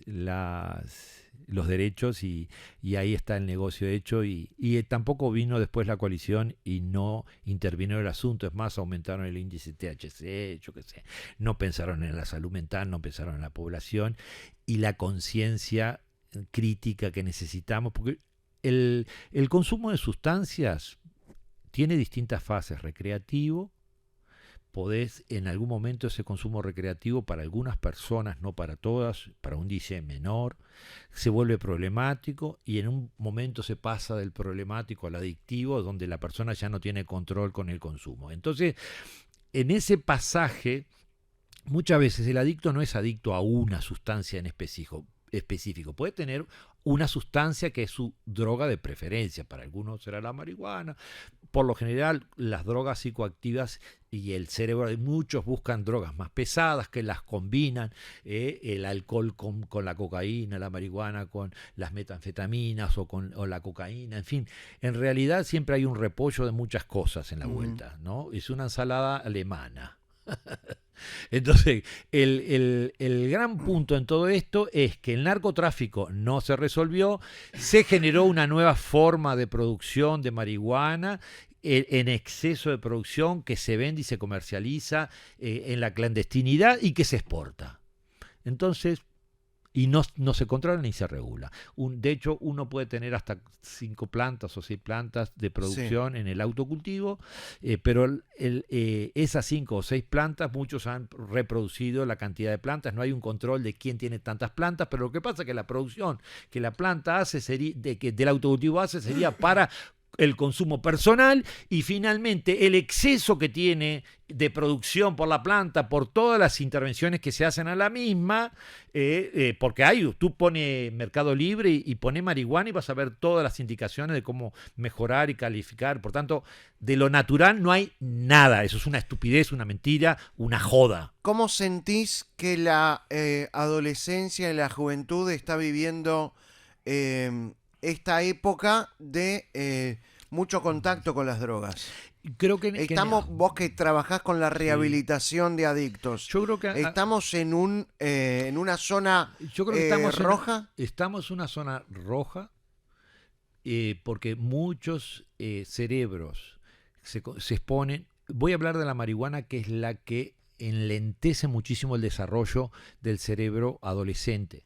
Y si tú estás fumando porro constantemente, no estás aquí, no es una cuestión recreativa, es una cuestión de que hay un impacto directamente al desarrollo de tu cerebro. Por tanto, estamos vulnerabilizando una cantidad de poblaciones que no tienen conciencia. Nosotros creo que frente al tema de las drogas hay dos problemas. Si está la droga instalada como adicción, hay que tratar. Y si no, hay que prevenir. Lo que no se ha hecho aquí es prevención. ¿Y la prevención qué es? ¿Es decirle cuánto te jode la marihuana o cuánto te jode la droga? No, ese discurso no llega. Genera la empatía de decir, ¿qué hago yo con mi vida? ¿Qué hago yo con mi recreativo? Y dónde están los espacios. Y yo creo que es un problema más global de lo que entendemos. Okay. Lo que pasa que al dejar esos vacíos, ¿cómo se llenan esos vacíos? En una cultura consumista, consumiendo. Y lo mismo da consumir championes, zapatillas, ropa, perfumes, teléfonos, celulares, internet, imagen, virtualidad, y al mismo tiempo nada me satisface. Y la adicción no es un problema que tenga que ver con la sustancia, tiene que ver con las personas, cómo las personas elegimos vivir, cómo podemos elegir vivir. Entonces, si no hay elementos que nos ayuden a desarrollar una conciencia crítica, que eso es lo que hace la prevención, no es que hablemos de que las drogas son malas, las drogas no son nada, las drogas están ahí. El problema es qué pasa cuando yo las consumo y qué estoy dispuesto a dar para sostener ese consumo. Okay. El problema es que cuando no tengo una conciencia, me puedo exponer, y la exposición hace que tengan consecuencias y las consecuencias las voy a pagar. Consciente o no, las voy a pagar siempre. Nos vamos a la pausa, hacemos una pausa gordita, porque todavía falta Frontán. No te me hagas el listo, ¿eh? No, para nada. Estoy en malos pensamientos. Estamos con Fernando Frontán. ¿Cómo la está pasando Frontán? ¿Bien? Muy bien. Era un enigma venir aquí, ¿eh? ¿Por qué? Y no sabía con qué garrote me ibas a tirar. No, pero ¿usted sintió algún garrote? No, para nada, de No. ninguna manera. No, es un gusto, un gran desafío y aparte confirmando la gran audiencia nacional que tiene Petinati. ¿Por qué? Y porque me están llamando amigos de Paysandú, de Artigas, de Melo, de San José, diciendo, te estoy escuchando. Bueno, gracias a todos los amigos y amigas que están por ahí, a todos los oyentes, y bueno, y gracias a usted por esta difusión. Frontán, el día que salí del closet. Yo creo que eso fue una secuencia de cosas, pero para mí hay un hecho que pasó que es significativo y yo lo cuento en mi libro La interminable danza de los 7 velos. Yo trabajaba en la cooperativa bancaria, salía a 8:30, me tomaba el 158 que me llevaba a la zona de Atahualpa, yo me bajaba en Larrañaga y Burgues y Larrañaga. Sí. Pero antes, por ahí por Uruguay y Rondó, Mercedes y Rondó subió un chico ¿Al ómnibus? al ómnibus Sí. que me miró como nunca antes me había mirado. Upa. Nadie. Mm. Y yo me enganché con esa mirada como nunca antes me había enganchado con nadie. Ya había estado con parejas mujeres, ya todo, ya me había reprimido, ya había perseguido. No había estado con parejas hombres. No. Ajá. Y- ¿Usted sentía una homofobia? Totalmente. Sí. Totalmente. Ajá. Homofóbico hacia afuera, hacia otros, y homofobia hacia mí, hasta que pude resolverlo. Y ese encuentro de miradas fue como el eslabón que faltaba para que yo pudiera salir de mi armario. Me miró, nos perdimos en la mirada. A la altura del Palacio Legislativo, él se baja, Ujú. yo me tiro por la ventana, para afuera, Claro.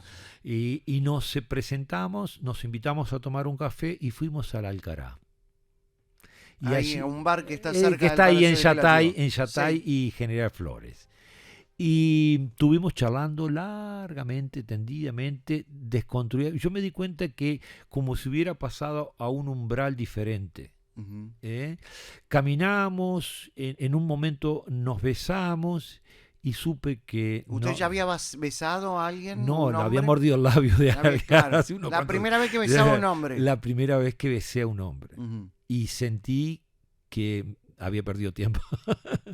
y fue un día precioso porque después de eso mi corazón estableció parámetros diferentes de vida.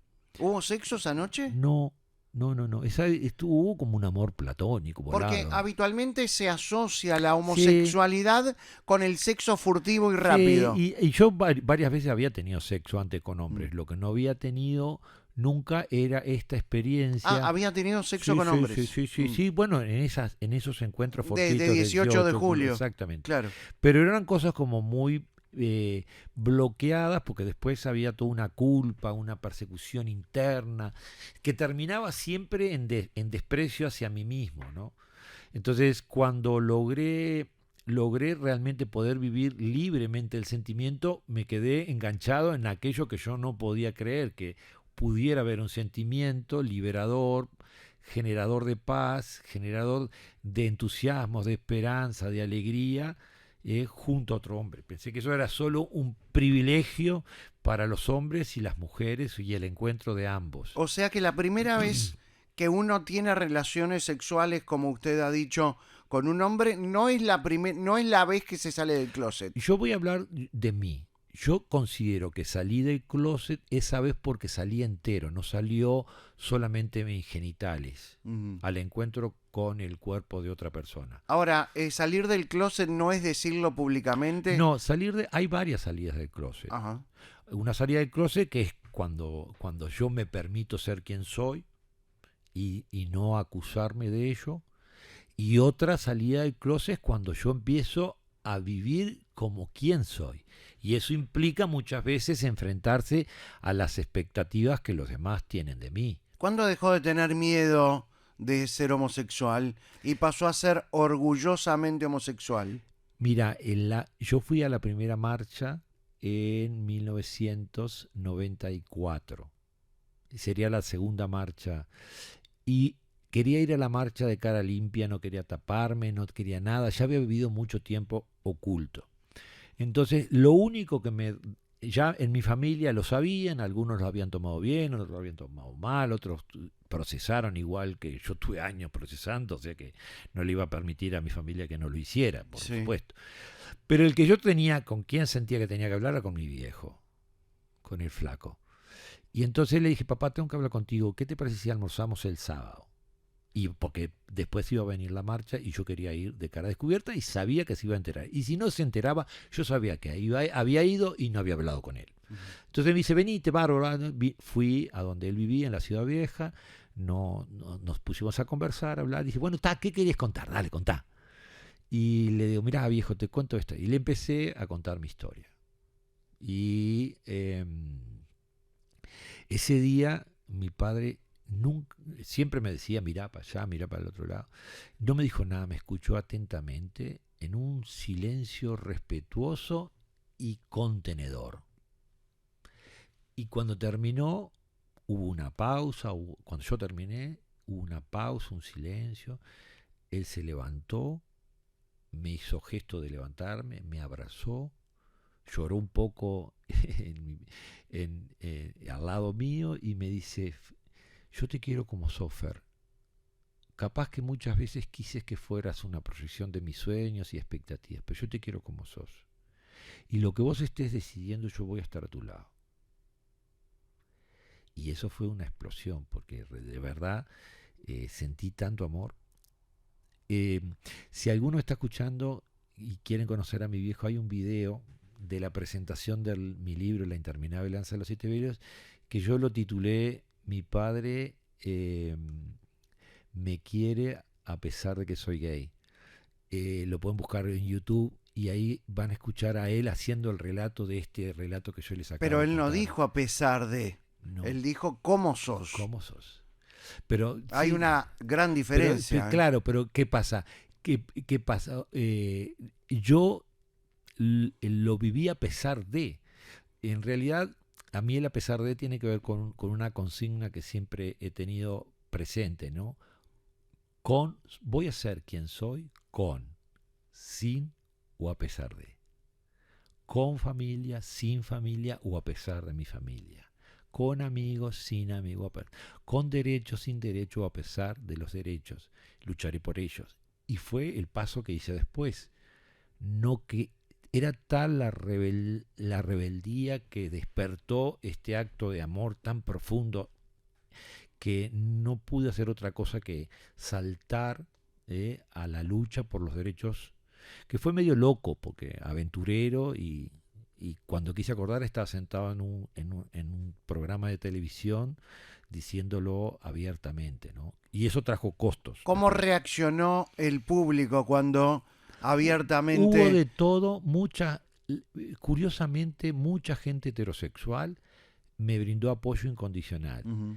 Y el miedo en el colectivo LGBT generó rechazo, exclusión. O sea, al revés de lo que uno podía Sí, imaginar. hay mucha gente yo tenía, en aquel momento participaba en un grupo que conducía y eso, Sí. y que se llamaba el Encuentro Ecuménico para la Liberación de Minorías Sexuales, que era un espacio que habíamos creado para salir de los armarios y ayudar Uh-huh. a vivir un poco más de contención.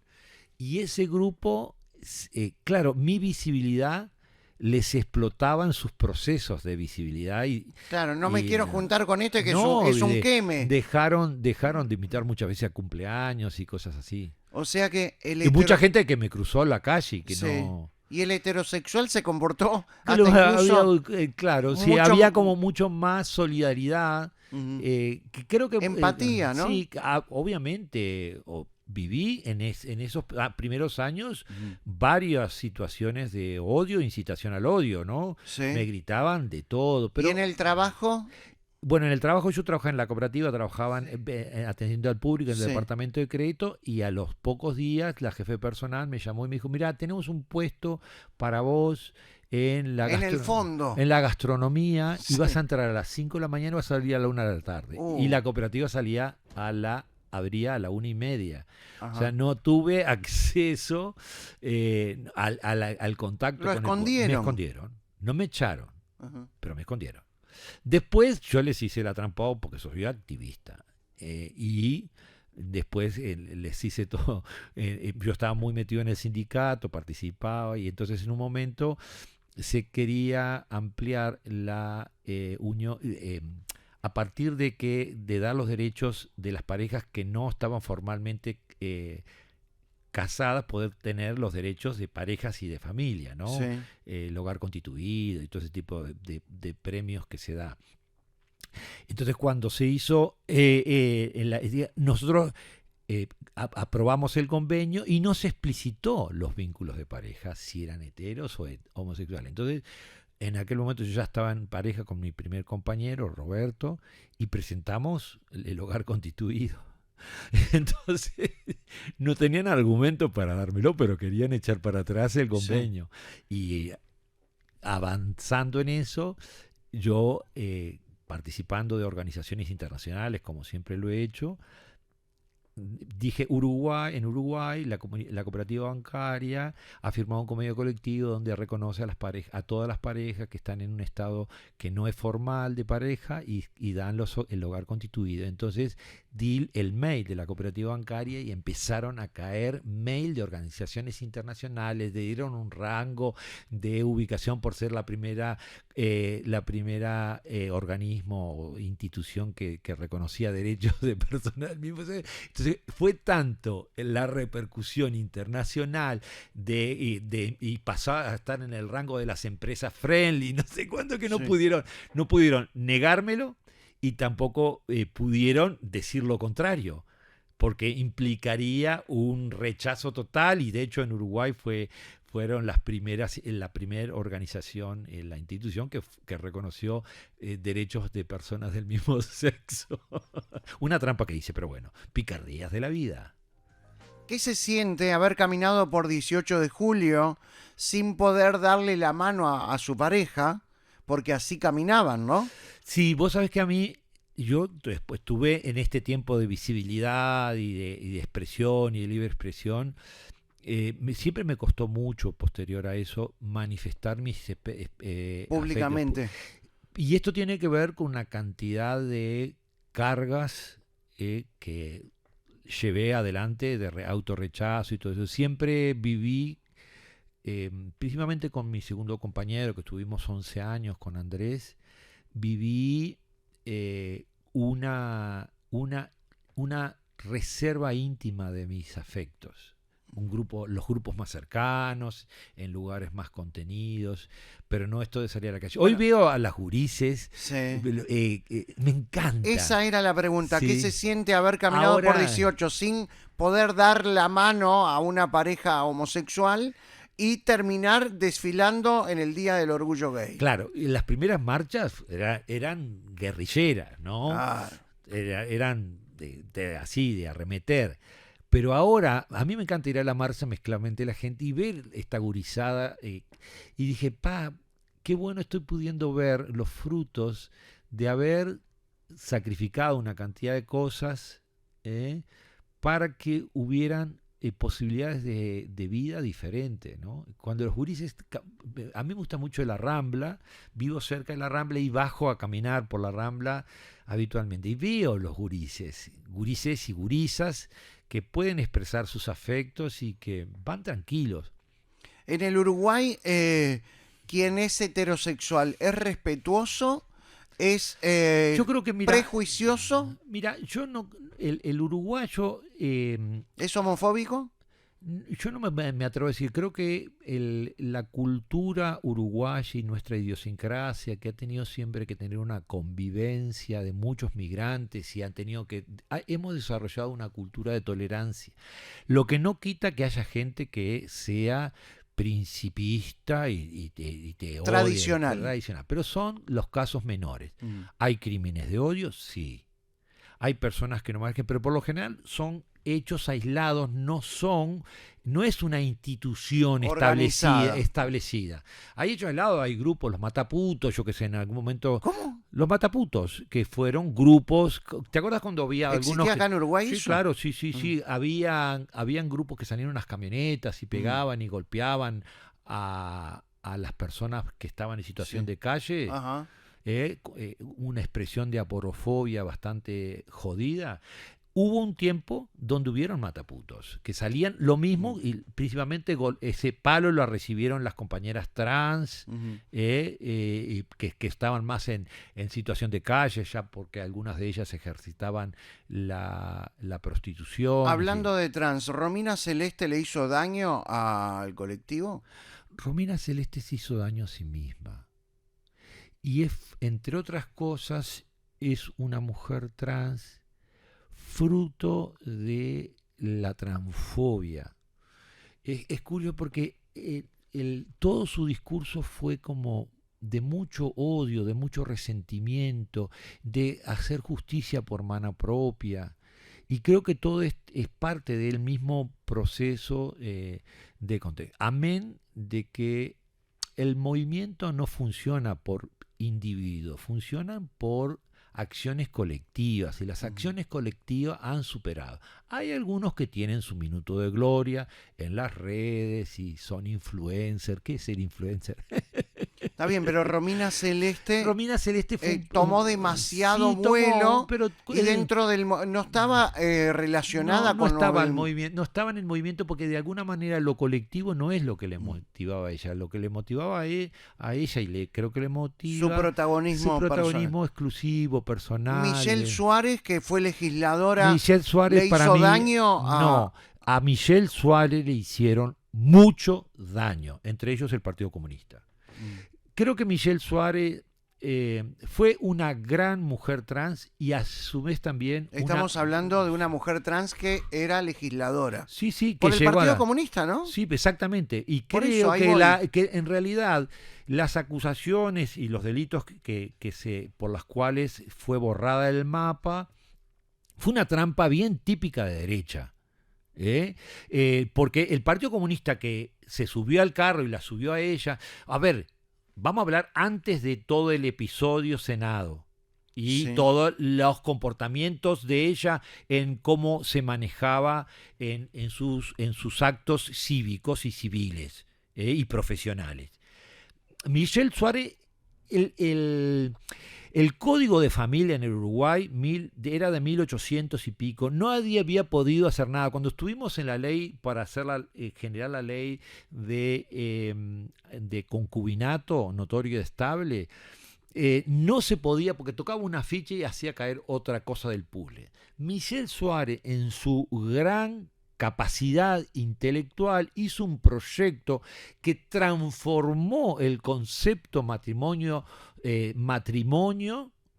el concepto matrimonio igualitario sin desmantelar el código. Bien, pero Sí, espera. Sí. Vale, entonces quiero decir con esto que la Asociación de Abogados del Uruguay, no se dice asociación, tiene el colegio. el Colegio de Abogados aprobó sin modificaciones su proyecto cuando fue presentado al Parlamento. Entonces hablamos de una gran capacidad intelectual, Pero va a pasar al mundo político y lo sube. Era bárbaro, era electoralmente. ¿falseó firmas o yo Sí, algo de eso hay. A ver, estamos hablando pero, de... A ver, la historia aquí es, ¿por qué el Partido Comunista no investigó, sabiendo que una mujer trans iba a ir a ocupar un sillón en el Senado? ¿Vos te parece que el movimiento conservador en este país iba a bancar que no solamente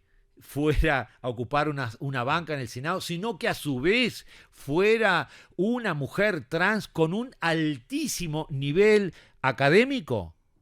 Entonces no la cuidaron, no la protegieron y cuando se expusieron esos comportamientos delictivos, de los cuales yo no defiendo, pero lo que sí veo es el accionar político que la dejaron sola. Tan mal fue la exposición y la utilización que se hizo de la doctora Michelle Suárez, que finalmente terminó por un acto de infringirse y voluntariamente el culmino de su vida, se autoeliminó. Y en el desamparo total, en la pobreza bastante y en el descuido. Y yo creo que no fuimos. Y a mí, lamento, yo no puedo, te digo nuevamente, no puedo justificar ningún comportamiento delictivo porque estoy a favor del Estado de Derecho, siempre. Y el delito que se pague. Pero hay una cuestión que va a lo humano. Y la utilización política fue desmedida, desproporcionada, ¿Usted aprovechable. Está bien, pero esa utilización política, ¿a quién la está señalando? ¿Al Partido Comunista? Al Partido Comunista, y que la llevó en una lista para que subiera al Senado, que tuvo la votación para que ocupara el Senado, que ocupó la silla en el Senado y participó en debates del Senado. Pero es el claro ejemplo de la utilización sí, de un colectivo. ¿Y qué te dije de entrada frente al Partido Comunista? Bueno, pero ¿Vos te pensás que yo le aplaudo al Partido Comunista? Pero no. usted se cree, el problema que yo siento es que usted separa el Partido Comunista de la izquierda o del Frente Amplio. Es que el Partido Comunista es una... mira, la política. Mira, yo te voy a decir una cosa. La política en el Uruguay siempre se distribuyó en dos partidos tradicionales hasta que el Frente irrumpió, que pudo haber sido la tercera opción y finalmente desmanteló, y ahora tenemos dos bloques como siempre hubo en este país. ¿Tá? Entonces, en esos dos bloques siempre hubo izquierda, derecha, polos de expresión. El herrerismo por un lado, el wilsonismo por el otro. El vallismo por un lado y el pachequismo por el otro. Bien. Y entonces siempre estuvo contenida en esa comunión de comunidad electoral que hizo a los partidos políticos. En el Frente Amplio es una réplica de cómo se conformaron el partido. Fue una coalición de acuerdos máximos que se hicieron para prosperar en una visión que rescató y levantó quizás lo que venía del partido del vallismo de este país con su conciencia de acción social y lo que venía de los partidos de izquierda, el Partido Socialista, los anarquistas, en fin, que fueron dando, y los independientes que fueron surgiendo y que fueron dando lugar a esta conformación que es el Frente Amplio, el cual está regulada por una cantidad de parámetros de institucionalidad, que es lo que hace que pueda ser un cuerpo electoral con eficacia y con votación que lo pone en el lugar y lo saca del lugar cuando se antoje el electorado. Ahora, la izquierda en nuestro país no es diferente a la izquierda en América Latina, donde también tenemos una revolución bolivariana homofóbica. Es distinta. Estamos hablando de... Yo creo que la izquierda, uruguaya... Hago referencia la izquierda uruguaya a la homofobia. Sí, la homofobia está en la izquierda, en la derecha. Pero estamos de acuerdo que en la revolución bolivariana hay una homofobia que hoy en día, 2025, castiga a los homosexuales. Lo que yo te quiero decir, Petinati, yo no soy un fanático de defender la izquierda porque sea izquierda y mirar para el costado, no. Yo creo que la izquierda a lo largo, y por lo menos la izquierda uruguaya, de la cual yo me siento muy a gusto y honrado, ha tenido una capacidad de comprender realidades de exclusión y las ha incorporado a su discurso político, a su plataforma electoral y a la concientización y creación de políticas públicas, porque fue lo que sucedieron en los 15 años de la primera instancia de la izquierda en el gobierno. Entonces yo celebro eso. Celebro la transición. Si en algún momento el Partido Nacional lo hiciera, lo celebraría también. Capaz que no los voto, pero lo celebraría. Y no me interesa ponerme, porque no creo que los derechos humanos, que es de alguna manera la plataforma que parámetro que nos hace pensar a todos, no creo que sea patrimonio de nadie en especial. Lo que uno observa que la derecha suele tener una sensibilidad mayor a la liberación económica y que desarrolla determinados élites y trabajos que, bueno, obviamente acá estamos con el capitalismo bailando como se puede y no como se quiere. ¿Está? Y en esta historia, ¿dónde avanzan los derechos? Bueno, no avanza en la los derechos no avanzan en la derecha, avanzan en la izquierda, siempre. Vamos a la Europa. Y la izquierda europea, hay muchas izquierdas europeas. No es lo mismo la izquierda italiana que la izquierda francesa, ni que la izquierda alemana. Y la rusa, a ver, ahí tenemos a Putin que nos quieren putipear a todos. O sea, Putin sigue haciendo una declaración de mataputos, ¿no? Y si vamos a los pueblos que son mucho más musulmanes o islámicos, también. O sea, pero también lo tienen con las mujeres. O sea, como en algún momento otros los han tenido con las mujeres, y las mujeres organizadas han ido deteriorando ese discurso que las excluía. Después, si estamos de acuerdo, no estamos de acuerdo, no, pero las mujeres organizadas son las únicas que han protagonizado. Y yo creo que los colectivos organizados, por eso he defendido siempre y me he mantenido siempre en el lugar de hacer política en la sociedad civil y no en la política partidaria. No creo que debamos desmantelar la acción de las organizaciones civiles en todos los aspectos. Estoy hablando en el aspecto de la salud mental, que también. Estoy hablando en la cuestión de género, el feminismo también. Estoy hablando en los distintos colectivos de discapacidad también. En el racismo también. La sociedad civil organizada. La política sana de una democracia se nutre de la política partidaria profesional, que son los que ejecutan y nos representan, pero también de las acciones de la sociedad civil organizada que controlan, aportan, enriquecen desde el lugar en el que trabajan colectivamente a esa política profesional que nos rige después a todos en el Estado de Derecho. Frontán, nos tenemos que ir, es tardísimo, pero voy a hacer una última pregunta. Sí. Estoy leyendo que esta semana los senadores acuerdan una ley para cambiar la edad mínima para contraer matrimonio. Con el voto de todos los partidos políticos, etcétera, etcétera, el matrimonio habilitado a partir de los 18 años de edad, aunque adolescentes de 16 años podrán casarse siempre y cuando tengan la aprobación de sus padres o tutores.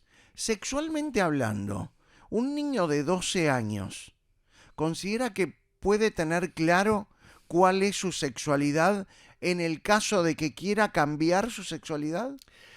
Bien, no cambia la sexualidad, cambia el género y cambia la intervención de su organismo. Correcto. Yo creo que las personas saben quiénes son y se perciben como son.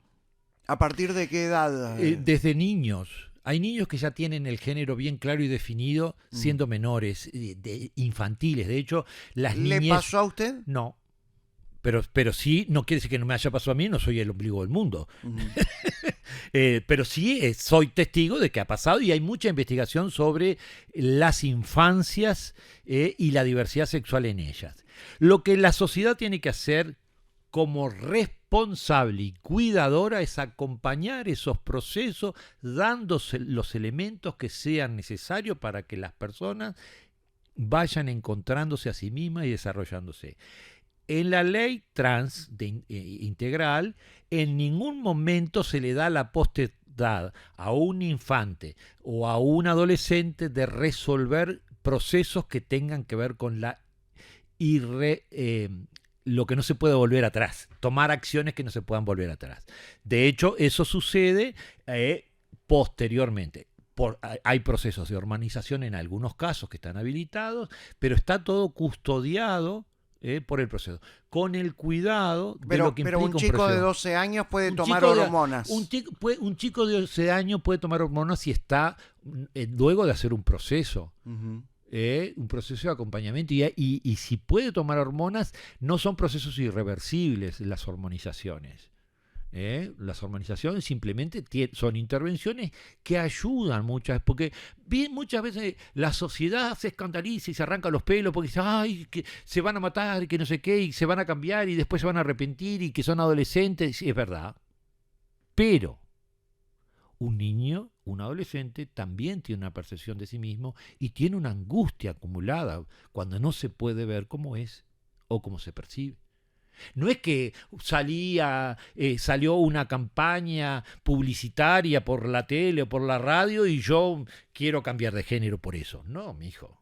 Son procesos muy angustiantes. Y yo que lo viví en la perspectiva de mi orientación sexual, en un contexto histórico muy diferente al que tenemos hoy, fue angustiante no tener un referente con quien poder hablar. Y el mensaje que recibí era: cállese la boca y métase en el ropero y haga esto, y usted pantalón celeste y juega la pelota y deje de joder. Entonces yo no quiero que ningún niño pueda... Hace un tiempo atrás yo hice un trabajo de investigación sobre personas trans, porque fui pastor en Monterrey. Y México. En México, por 5 años. Y tuve la posibilidad de estar en una comunidad que recibía a las personas diversas sexualmente. Y vino una mujer trans que se pudo asumir a los 60 años. Anterior tuvo que estar en el ropero. Una vida angustiosa. Esa mujer trans compraba ropa. A lo largo de toda su vida fue comprando ropa y tenía un closet detrás de su escritorio donde guardaba la ropa con la cual se probaba, se vestía, pero no podía salir. En un momento vine a la parroquia y me dice: pastor, ¿puedo venir montada, como dicen allá, vestida a la comunidad? Sí, claro. Vení como tú quieras, Vicky. Ver, perfecto. Bien, empezó a venir. Bárbaro.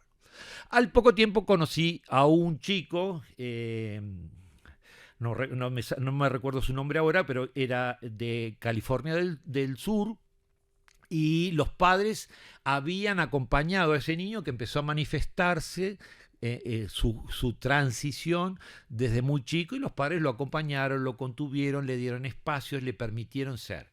El chiquilín hizo facultad, se recibió, es politólogo, en fin. A los 22 años, su transición era su identidad. Entonces, ¿qué es lo que hay que generarle para las personas? Acompañamiento y respeto por quién dice que uno es.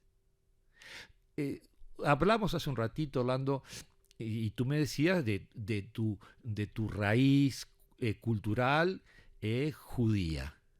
Y muchas veces todas las incomprensiones y las hostilidades que el fundamentalismo, venga de donde venga, han impactado en ti y en tu pueblo. Y es la misma situación. ¿Por qué no generar condiciones para que tú puedas ser quien sos, puedas vivir desde la cultura en la que sos, desde la raíz cultural, familiar, racial que sos? Si no es un riesgo para mí, tú no sos un riesgo para mí por ser judío, al contrario. Ni yo soy un riesgo para ti, por más de que te pueda dar miedo. Un metro 92 de puto puede asustar, pero no es lo mismo. No es lo mismo. Un metro de encaje negro. Que te encaje negro. Pero ¿me seguís? Sí. ¿Me seguís? Y porque en el fondo yo creo que de esto se trata. El miedo solo existe en nuestros pensamientos, malos pensamientos. Y es en el único lugar que tiene imperativo. El amor solo sucede en la acción. Vos podés decir, este Frontán, que no sé qué, es el puto de la tela, hay que matarlos a todas. Nos sentamos a conversar y la acción de estar dialogando es muy diferente a los prejuicios que puedan surgir desde ese rincón del miedo donde no existe un otro. Totalmente. La alteridad es la que nos permite y nos habilita a construirnos en el diálogo interactivo con las personas. ¿Frontán conoce algún arrepentido? Ninguno. No vamos. Y yo tampoco.